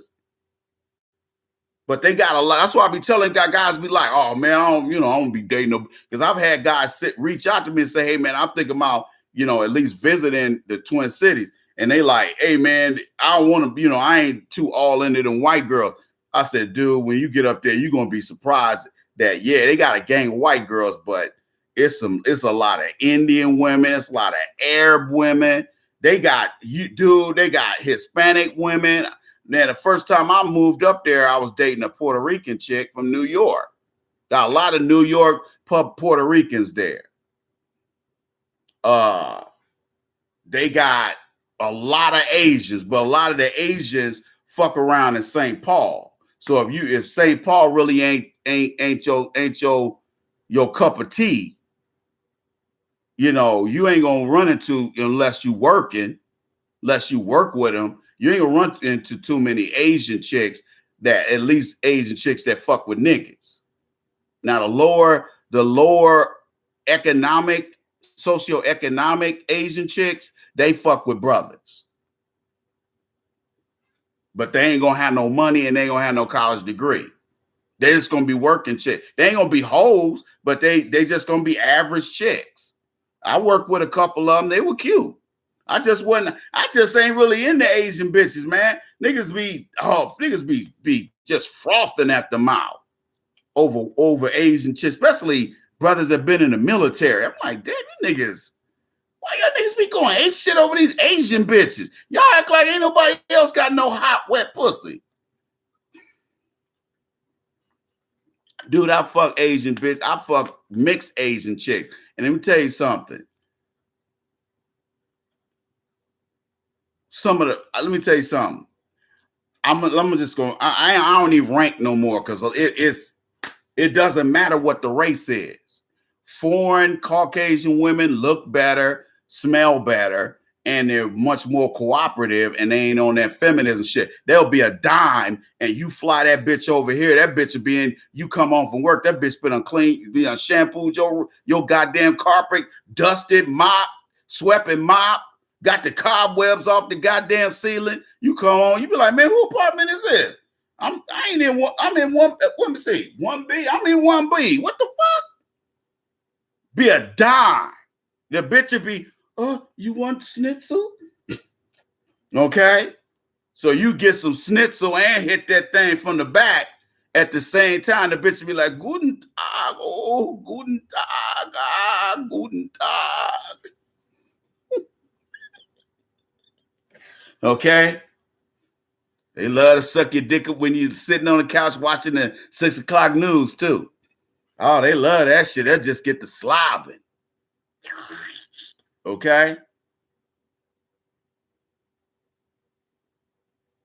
He said, let me read what my nigga said. Timmy Diamond said, white women with T-bars haircuts are always down. That's exactly what I'm talking about. They got that I fuck with niggas bob haircut. And then and like my man Human Paradox used to say, they had a earrings way up here. Come on, they be pierced all the way down here. Like, damn, bitch. How many goddamn earrings do you need? The I fuck with niggas haircut. They always had that haircut. As a matter of fact, I know 3 white chicks. I know 3 Caucasian chicks. All of them are married. Okay? All 3 are sisters.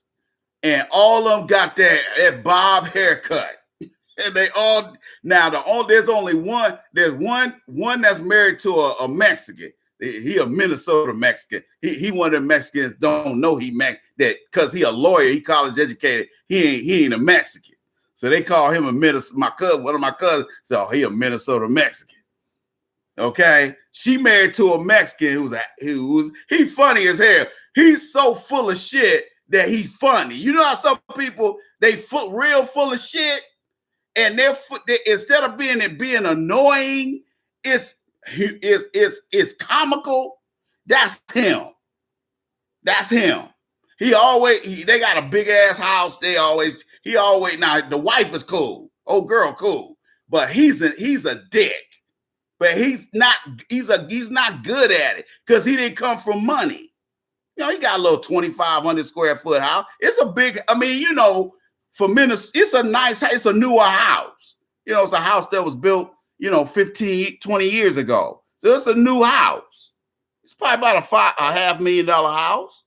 But anyway, he live out here in this upper middle class neighborhood, and he's just funny to be around because he's so full of shit. But anyway, he don't really treat me that way because he at the time I just had my MBA, but he was like, oh yeah, where'd you go to school at? Because he went to University of Minnesota. And so he was first generation college degree, just like me. And so me and him was kind of cool because of our education. But he's a shitty lawyer, very shitty. Nice guy, but shitty. I'll never hire his ass again. Anyway, all of them got that bob haircut. Then the other one, she married to a brother that used to play for the Green Bay Packers. She married to a brother. Used to play corner. He used to play with y'all remember when he played with Favre. You remember when that quarterback that Favre replaced? It started with an M. It was Tommy something. I think Majowski. I think it was Majowski or something like that. He was a star quarter. He wasn't worth the shit. He used to be he was number 15, I think. He played with him. And he retired when Favre got there. His sister is married to this dude. And then my cousin, who used to play for the Cowboys, he's married to the other one. He's married to the oldest one. All of them are cool white girl. I love them to death. They sweet as hell. But that one that's married to the brother that played, anyway, I ain't gonna say nothing. I ain't gonna say nothing. Anyway, you know, really, I mean, if you're gonna marry a white girl, you marry one of them because they love to cook. They're very feminine, they cook. They're all, you know, I mean, when they were in their prime, they all was about, you know, range from, you know, the youngest one, she ranged from about a 5. She, you know, she's cute. She's real sweet though. What she don't have in looks, she make up in personality, and she's real sweet. But she's not no, you know, she's about a 5.5. I give her 6 because of her personality. But the other, you know, then the middle one is probably the cutest. But she ain't got, anyway. Anyway, all of them sweethearts. I can never find a white girl like them though. Because if I'd have met a white girl like them that ride or died, nigga, I'd have been married. I'd have been married. That's how good of women they are. All 3 of them. Anyway, no, Duluth is garbage. Duluth is a old rusty. Oh man, you picture a rusty ass goddamn screw that you find on a, you know, in the area of your garage where you used to park your bikes with a grease and oil and shit. That's Duluth. Ugh. I only went up there once. Man, I wouldn't even stay there. It was so dirty. Duluth is a what they call a port town. A lot of commerce. Now you in the, you know, Coast Guard or some shit like that. You know, niggas just tell me to go up to Duluth, and I never went up there to party. But back when I first started going to the Twin Cities, it probably was popping back then, but it ain't now. It's dingy and gloomy. It looked like up here. Shit, I got, man, they got a big ass bridge. I got on that big motherfucker, went over there on the Wisconsin side to Superior. Now Superior, oh my God, I thought I was in Mayberry. That town looked so country. I was like, God damn. It was so Mayberry-ish. You could tell you in an all-white town because they ain't got no restaurants worth of shit.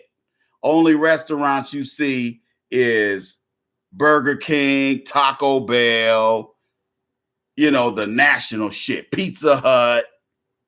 Who wants to eat that shit when you go out of town? I know I don't. I ain't trying to get constipation.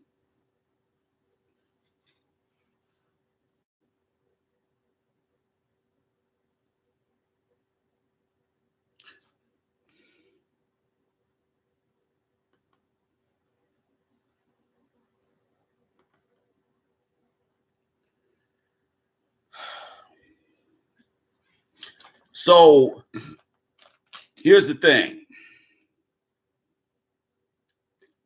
Because these cities are getting so poor, because it is opioid shit, you got a lot of white losers.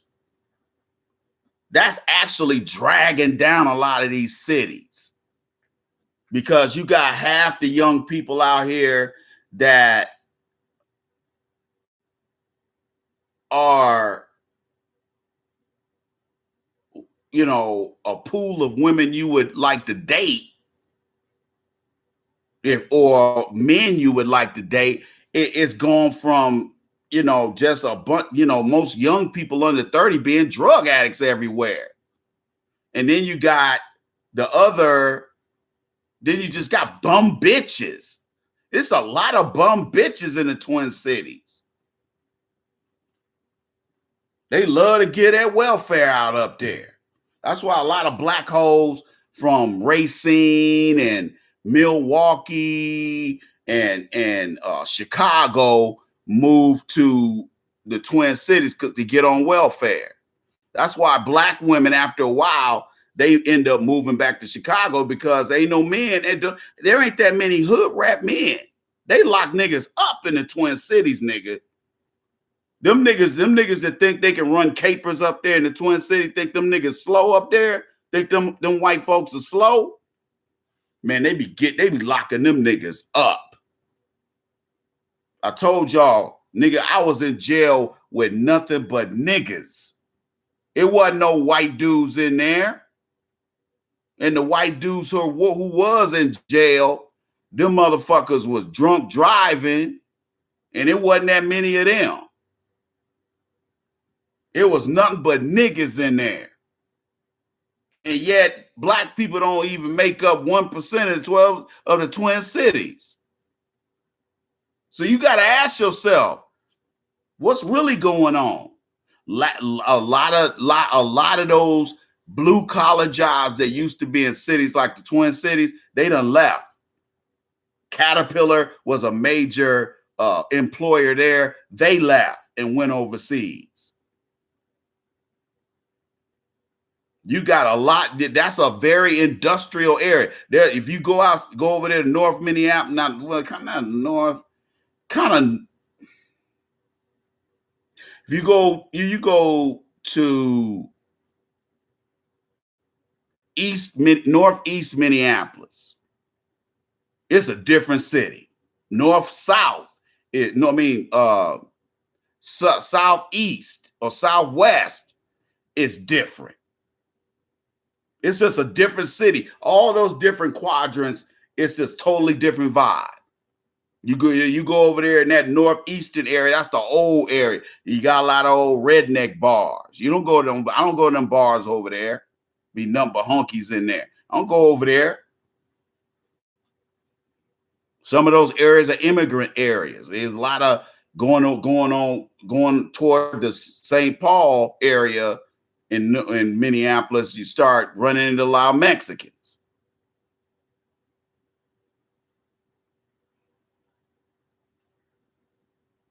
But you got a lot of these cities where industry is leaving, but yet they still got to put that shit on them trucks and put that shit on them trains and haul that shit up to the Twin Cities. So what they said they probably had to do was like, look, we white folks, we dying off. We're going to have to get an insurgency of more young Caucasians in here because we don't want to let these niggas run shit, own and operate shit. So we're going to have to get more Caucasoids up here. So what they did is they offered all these big money medical industry jobs and then sucked them motherfuckers up there. So you go to places like Liquor Lyle's that's on Hennepin, that's an old stumping ground. That's like the first bar we go to. We go there, get them cheap beers, cheap mixed drinks, and then we move on to the more flyer upscale places. But that's a good place to start because you got a mixture of white collar and blue collar bitches up in there.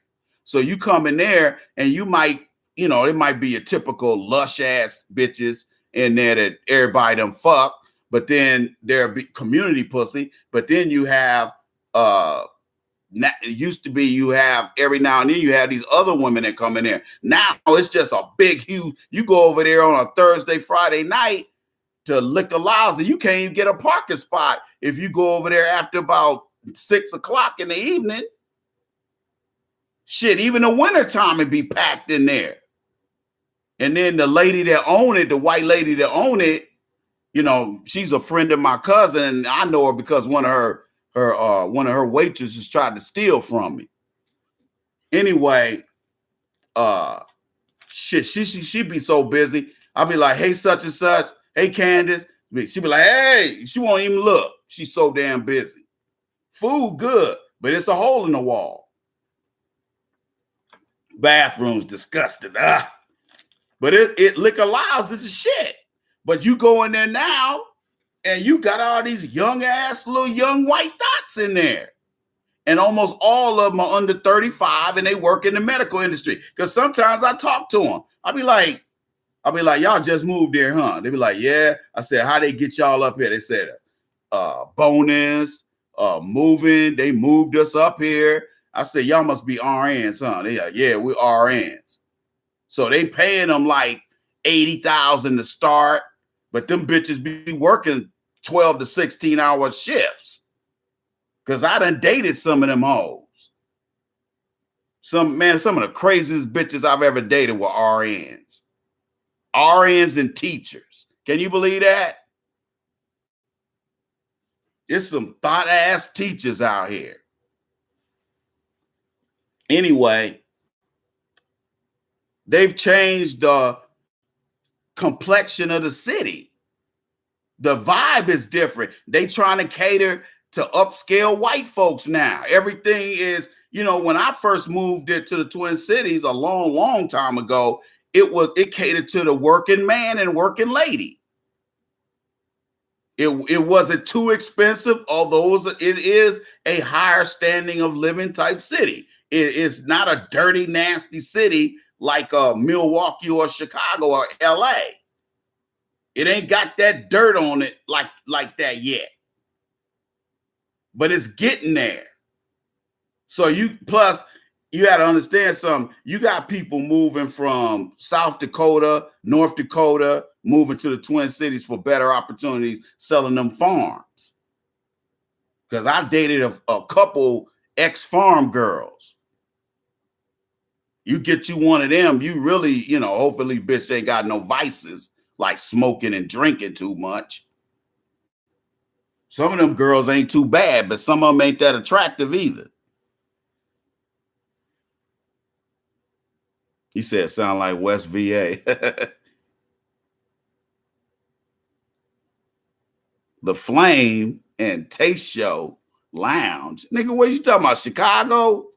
I ain't never heard of them places. You ain't talking about the Twin City, is you? But yeah, man. The Twin Cities is probably still a good, safe bet, even for a nigga my age or older. But it's just that, the older you get, the less you want to fuck with that snow, or less you want to fuck with that cold ass weather. And what I mean by cold, I ain't talking about like 35 and up. That ain't shit to me. I walk out there like this in 35. But anything under anything under freezing, which is 32 degrees, it ain't, and don't have no wind. That wind love to come from Chicago all the way to fucking Minneapolis, St. Paul. St. Cloud and Minneapolis, St. Paul get that wind. That shit ain't no joke, man. Especially if you in an apartment building. Man, that wind used to whip around downtown and scare the shit out of me when I first moved down there. Because the way those of you who know about civil engineering, you know what I'm talking about. When that wind blows, the way those big steel beams inside those high rises, they set them up where they can move. So the building can move like this. It'll give. Because it over time, if it don't give, if that building is just like this, what you think gonna happen over 30, 40, 50 years? That after a while, that motherfucker gonna start buckling.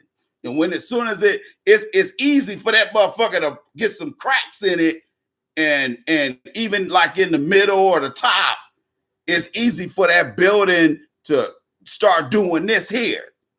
And then that motherfucker just, next thing you know, when that wind hit it, it makes that building unsafe. So what they do now, they anchor it in the ground, but they give it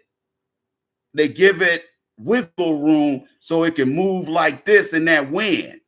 Or if it get that snow on top, the building won't buckle like this.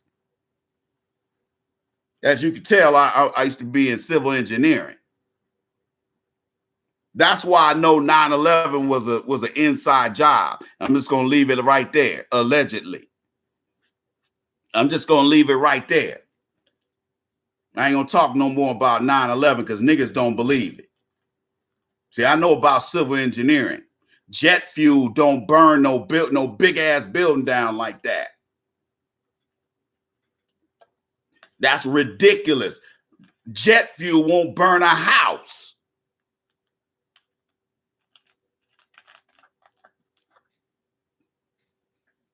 strip clubs in old Minneapolis are they ain't worth going. Them bitches are total losers. Those are degenerate meth head bitches. One of my cousins picked me up, scooped me up, took me to this strip club that's so bad.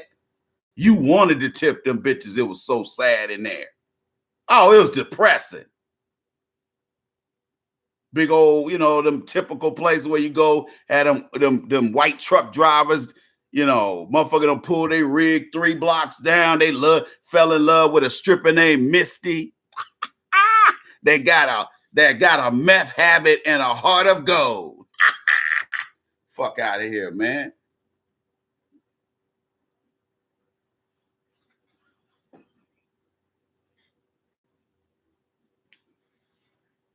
Hey, y'all, check this out. Let me take a quick break. Keep it locked right here. Hey, those of you who haven't donated your $10 today, man, go to AskTheIceman.com and let's get it cracking, man. Some of y'all bullshit. Timmy Diamonds, hey, man, can I get those ends, player?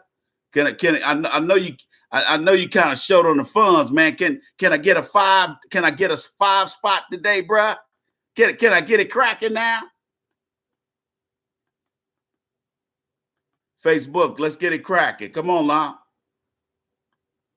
If you haven't donated, please donate right now. Go to AskTheIceman.com. Scroll down to the donate button and post your $10 today. I'm gonna take a quick break. Keep it locked right here. The Players Circle Podcast. God damn it.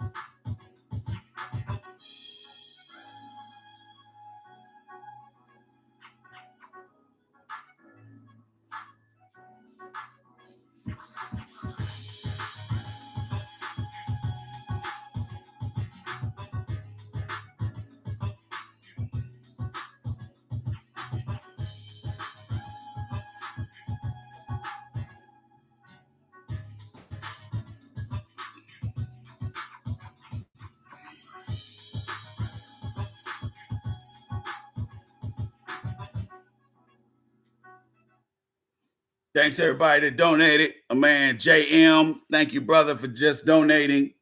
For sure, for sure. Appreciate it, brother. I know you're in the house. M Bash, you digs. Everybody else, if you haven't donated already, please donate your $10 today. We got to start meeting these goals every week. A lot of times we don't hit the goal. We've really fallen short the last couple Saturdays. I was kind of thinking like, what's going on here? If everybody does their part, the responsibility does not fall on one or two people. And when I say obviously, it's more than one or two people that donate, but you need to be more responsible because, I'm here working hard for you, giving you game. The least you can do is meet my minimal requirements, which is $10. I mean, damn, dog, you're getting gamed up and you're getting entertained. And it's in the comfort of your own domicile. You digs? So let's keep it popping, man. Let's hit these goals. Anyway,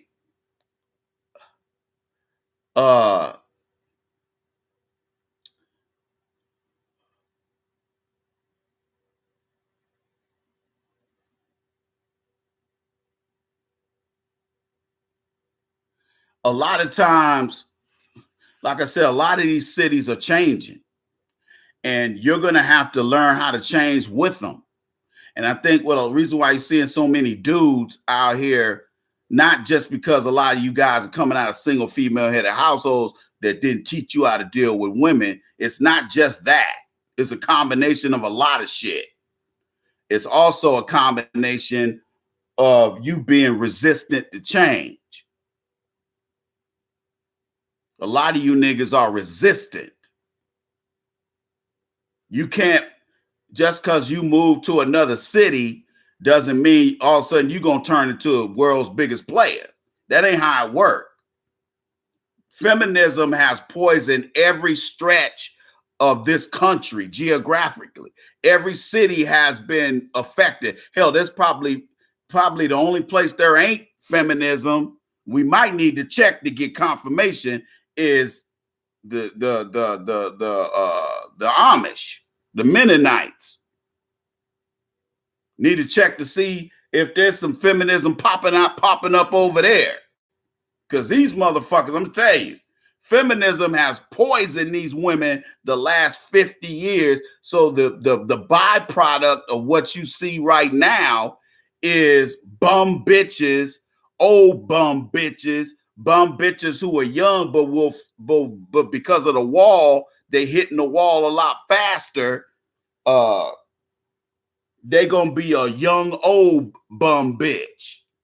You know how you see these 35, 36-year-old women and they already got a kid or too many kids, and they look like motherhood has beat this bitch to be damned. She just looked beat up and old. I fucked a couple of bitches like that. They ain't a pretty sight. They might still be sexy, but they look like beat up bitches. And like I said, the one thing that turned me off about Twin Cities is you got a lot more bum bitches moving there. And they're creating a schism between the haves and the have-nots that wasn't there that much when I first moved up there. But that's what happens because, again, Caucasians are dwindling in numbers. And because it's less of them, they knew they had to do something to start bringing in new blood. Because a lot of those old white folks, they done got old. People kind of, demographically, people become old. I mean, people become useless in American society once they get to an age where they're too old to have children or too old to be dealing with children. That's how that works.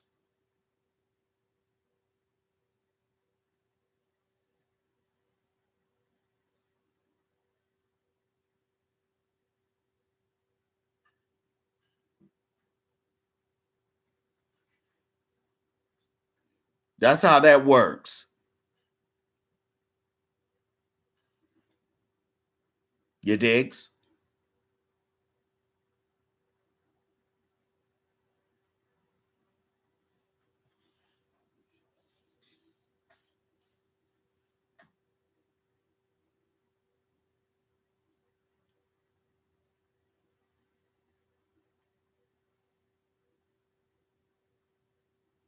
You digs?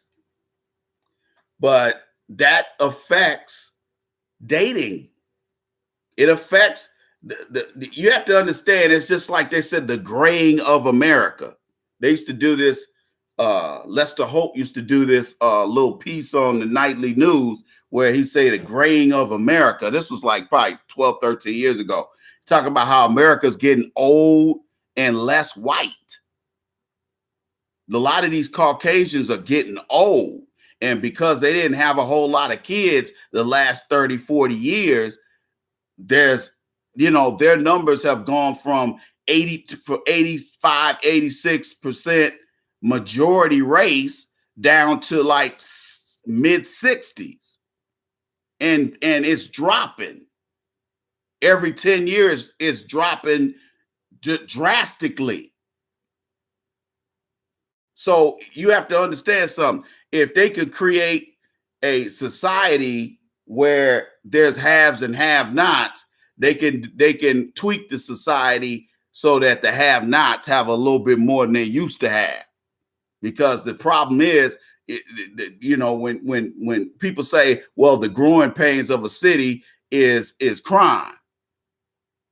I don't believe that it has to be that crime. Just because a city is big doesn't mean that crime should be a problem. The way I see it, crime is making its way to Minneapolis, St. Paul because there's less opportunities. Economic resources have been being usurped overseas. Going overseas, I mean. So the white people that always had jobs before are now the meth heads and the opioid heads, the heroin heads.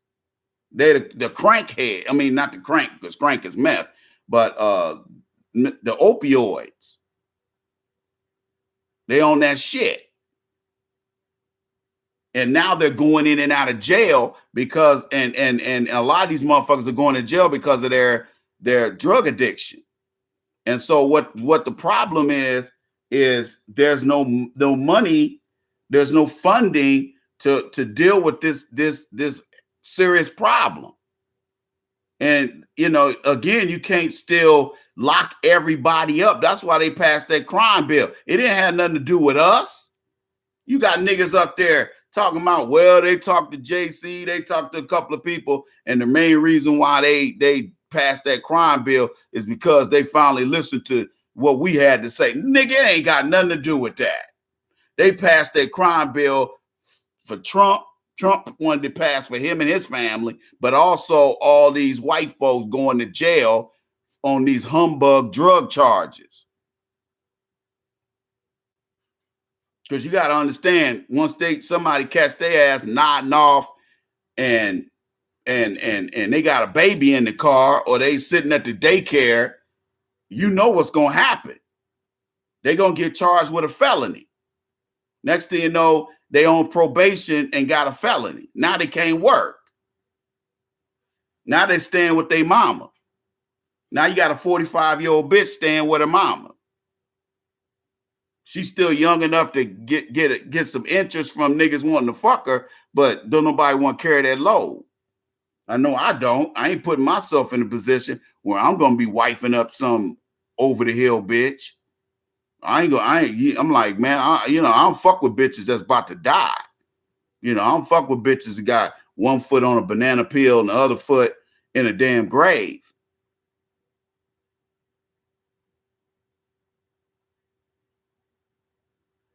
Hiya. What, man? Get the fuck out of here. Everybody, make sure you go to AskTheIceman.com. Scroll down to the donate button. Please donate $10 today. Let's get it cracking, man. We coming up short. Been coming up short. Let's meet our goal tonight. If you have not donated, Timmy Diamonds, please donate $10. That way we can get it cracking. You digs? But anyway, I'm gonna have to do a 2-part series. I got to do the one. I'm not even done with the woman part, the female part. I want to actually, I'm gonna wrap that up, and we're gonna do the male side of why these women can't find a man. We'll do the male side next week. But anyway, women have rendered themselves less attractive to men due to their liability. The cost of doing business with women is so high today, guys are just going MGTOW. They're like, fuck this shit. I'm not even gonna deal with these bitches. They'll just be like, fuck it, I ain't no homo, but I ain't spending no time and no money on women. That's gonna be bad for you younger women. Because if you got a bunch of dudes that don't want to fuck you because you're a pain in the ass, you're beyond a pain in the ass, guess what? They're gonna be less children born. And then they're gonna have to do what, ladies and gentlemen? Open the borders. That's why the Democrats don't want to close that border off, because they know they want to keep bringing those people over here, because black folks ain't gonna do that slave work. And then too, they want to bolster their numbers as counting Caucasian people. You have to understand, Latinos count as Caucasians. We're not talking about white. We're talking about Caucasian. So that's another reason why they keep letting them come over here. But the problem is they're taking jobs. They're taking jobs from blue collar, lower income white guys. And that's how Trump ended up becoming popular, because he catered to them. He was able to lock eyes with them, and they were like, yeah, I like this guy, even though he's the antithesis of what they want in a president. But he got them on that white supremacist shit at the lowest common denominator. You dig what I'm saying to you?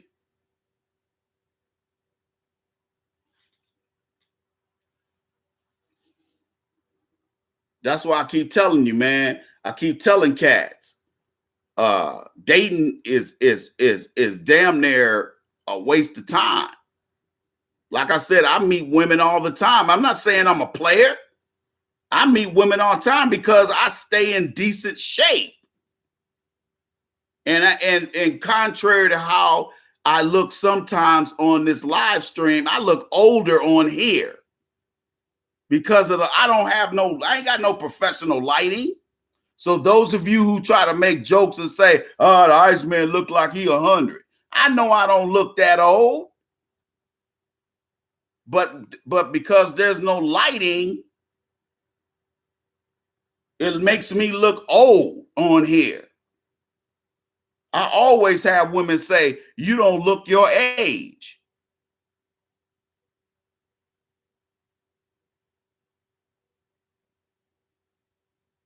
You're like, you don't look your age at all.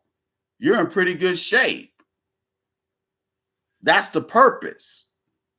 That's why I work out almost every day, even if I do stuff at home.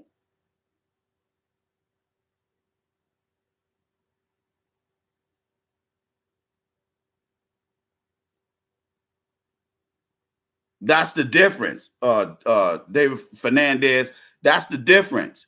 White is a lifestyle. See, you have to understand. That's why they you get these immigrants be cooning it up.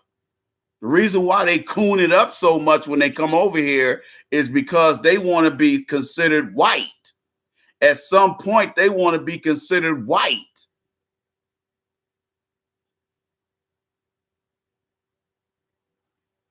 They're already Caucasian, but they don't see them as white.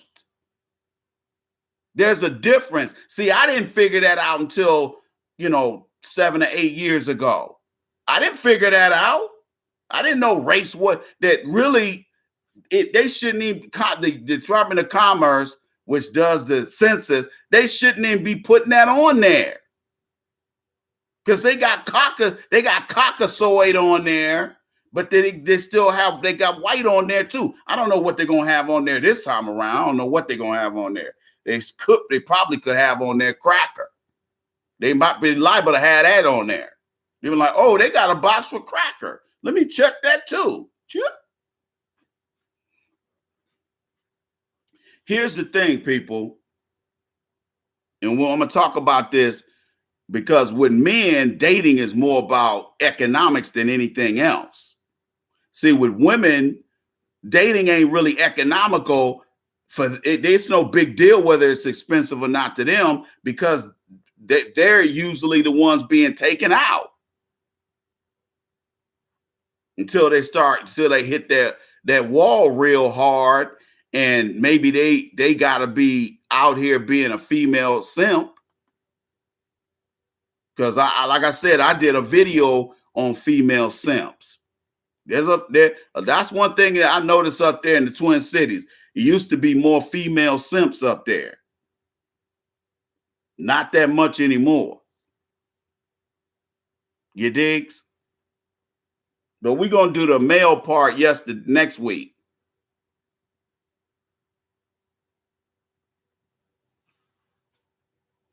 Just for me. Remember that Just for Me commercial? Just for me. Remember that shit? No, man, I don't have no problems getting younger chicks, man. Even with the gray goatee. Look, like I said, I look a lot younger in person. Like I said, I get hit on by older women, like younger women all the time. That's why I told you, I wasn't lying. I didn't date women over 40 for a long time. It was just very recently have I dated women my age. And when I mean by my age, I mean within 10 years.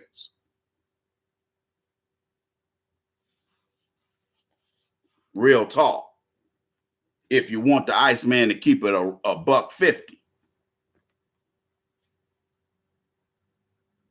Everybody go to asktheiceman.com. Let's hit our goal tonight. Facebook, holla if you hear me. Facebook, can you go over to asktheiceman.com, scroll down to the donate button and donate $10 today, please. Come on, guys, let's finish the night on a high note. Let's do this.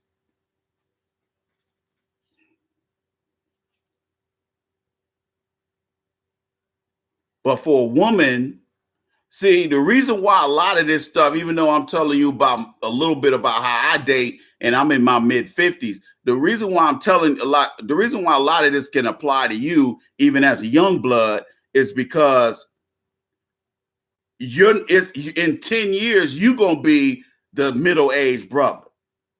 You understand what I'm saying? You need to understand what's happening with us now so that when you get my age, you got some game. You're not caught off guard.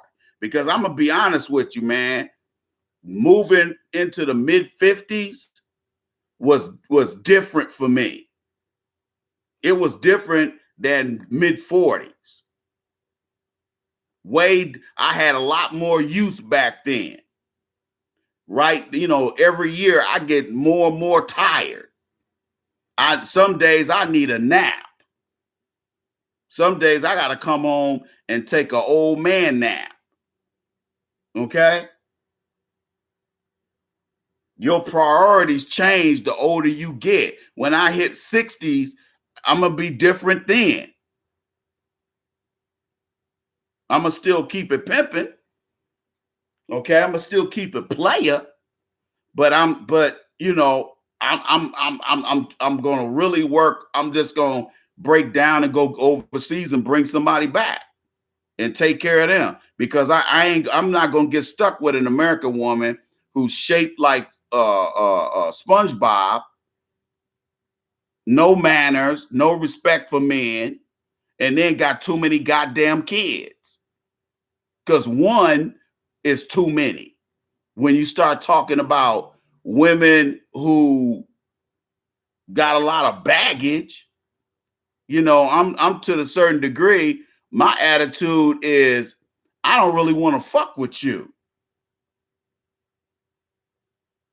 I don't want to fuck with no single mom. But you need to change my attitude. That's why when I meet single moms, I'll be like, you think you're going to run that pussy game on the ice, man? Not going to happen.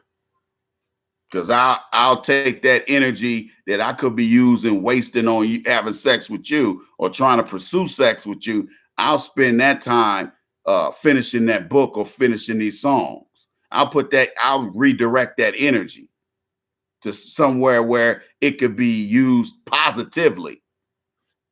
Okay? See, you're not going to run that game on me. See, that works with these young simps and tricks. That don't work on no old player like me.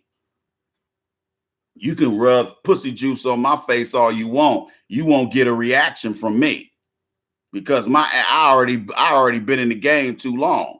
I got stripes in this motherfucker. I got hella stripes, baby. I got stripes. And I ain't losing them. I ain't losing my stripes. But a lot of you women, y'all, a lot of you women, you think you got it pimping like that.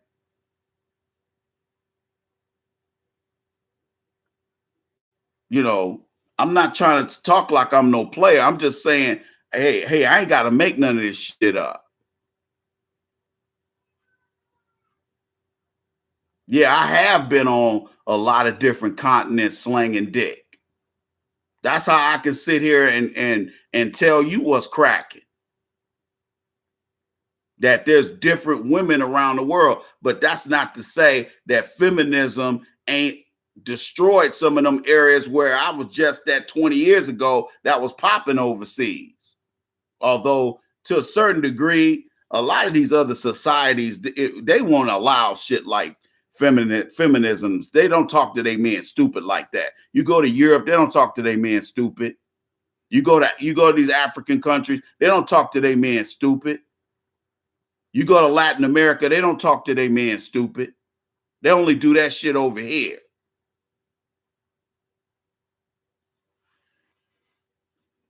They only play that game here.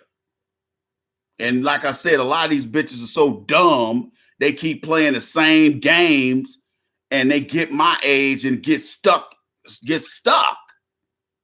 They either got to keep messing with some bum ass nigga they already know, or they got to get with or they stuck wasting their time chasing a nigga like me or some of y'all niggas that do pretty good.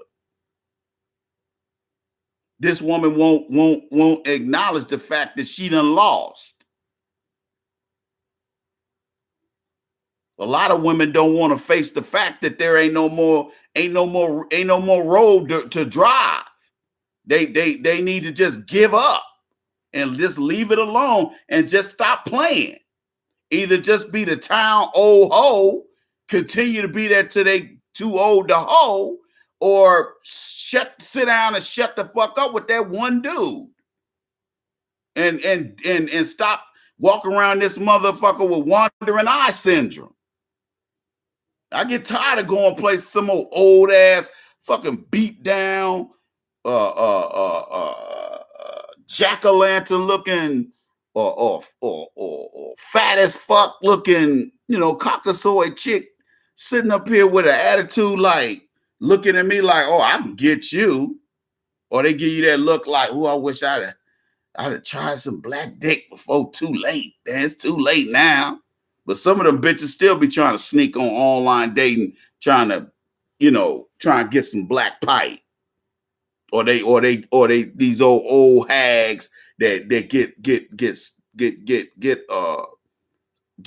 what they say, get addicted to white dick. I mean to black dick. They get addicted to black dick, and so now they in order to get their dick feed, get their dick please, they got to go on online dating and they fuck every nigga that they meet on there. After you get my age, you don't want to fuck with bitches like that. You done with bitches like that. I don't want to fuck no more hoes. I done had plenty hoes. It's time for a bitch to be ready to be leveled up. If you ain't ready to get leveled up, then I ain't fucking with you. I'm just gonna have to go younger. Okay? Younger than normal. Like damn near my daughter's age. That's what I'm talking.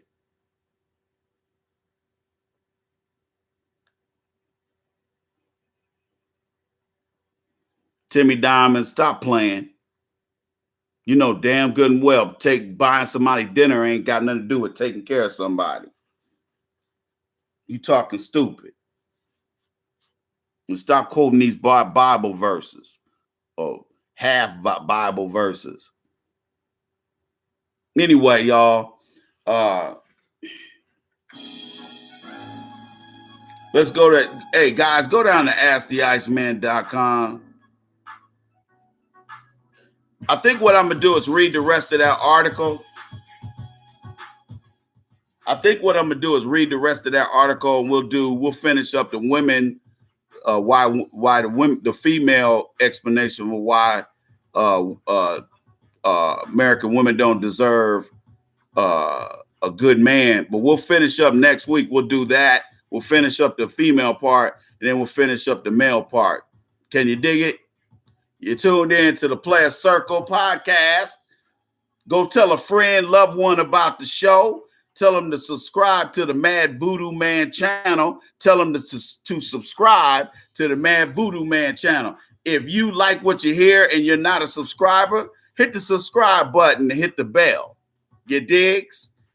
Hit the subscribe button and hit the bell so you get the notifications. Because a lot of people be emailing me saying, how come you don't never tell us when you have a show? I said, I be assuming y'all get the notifications.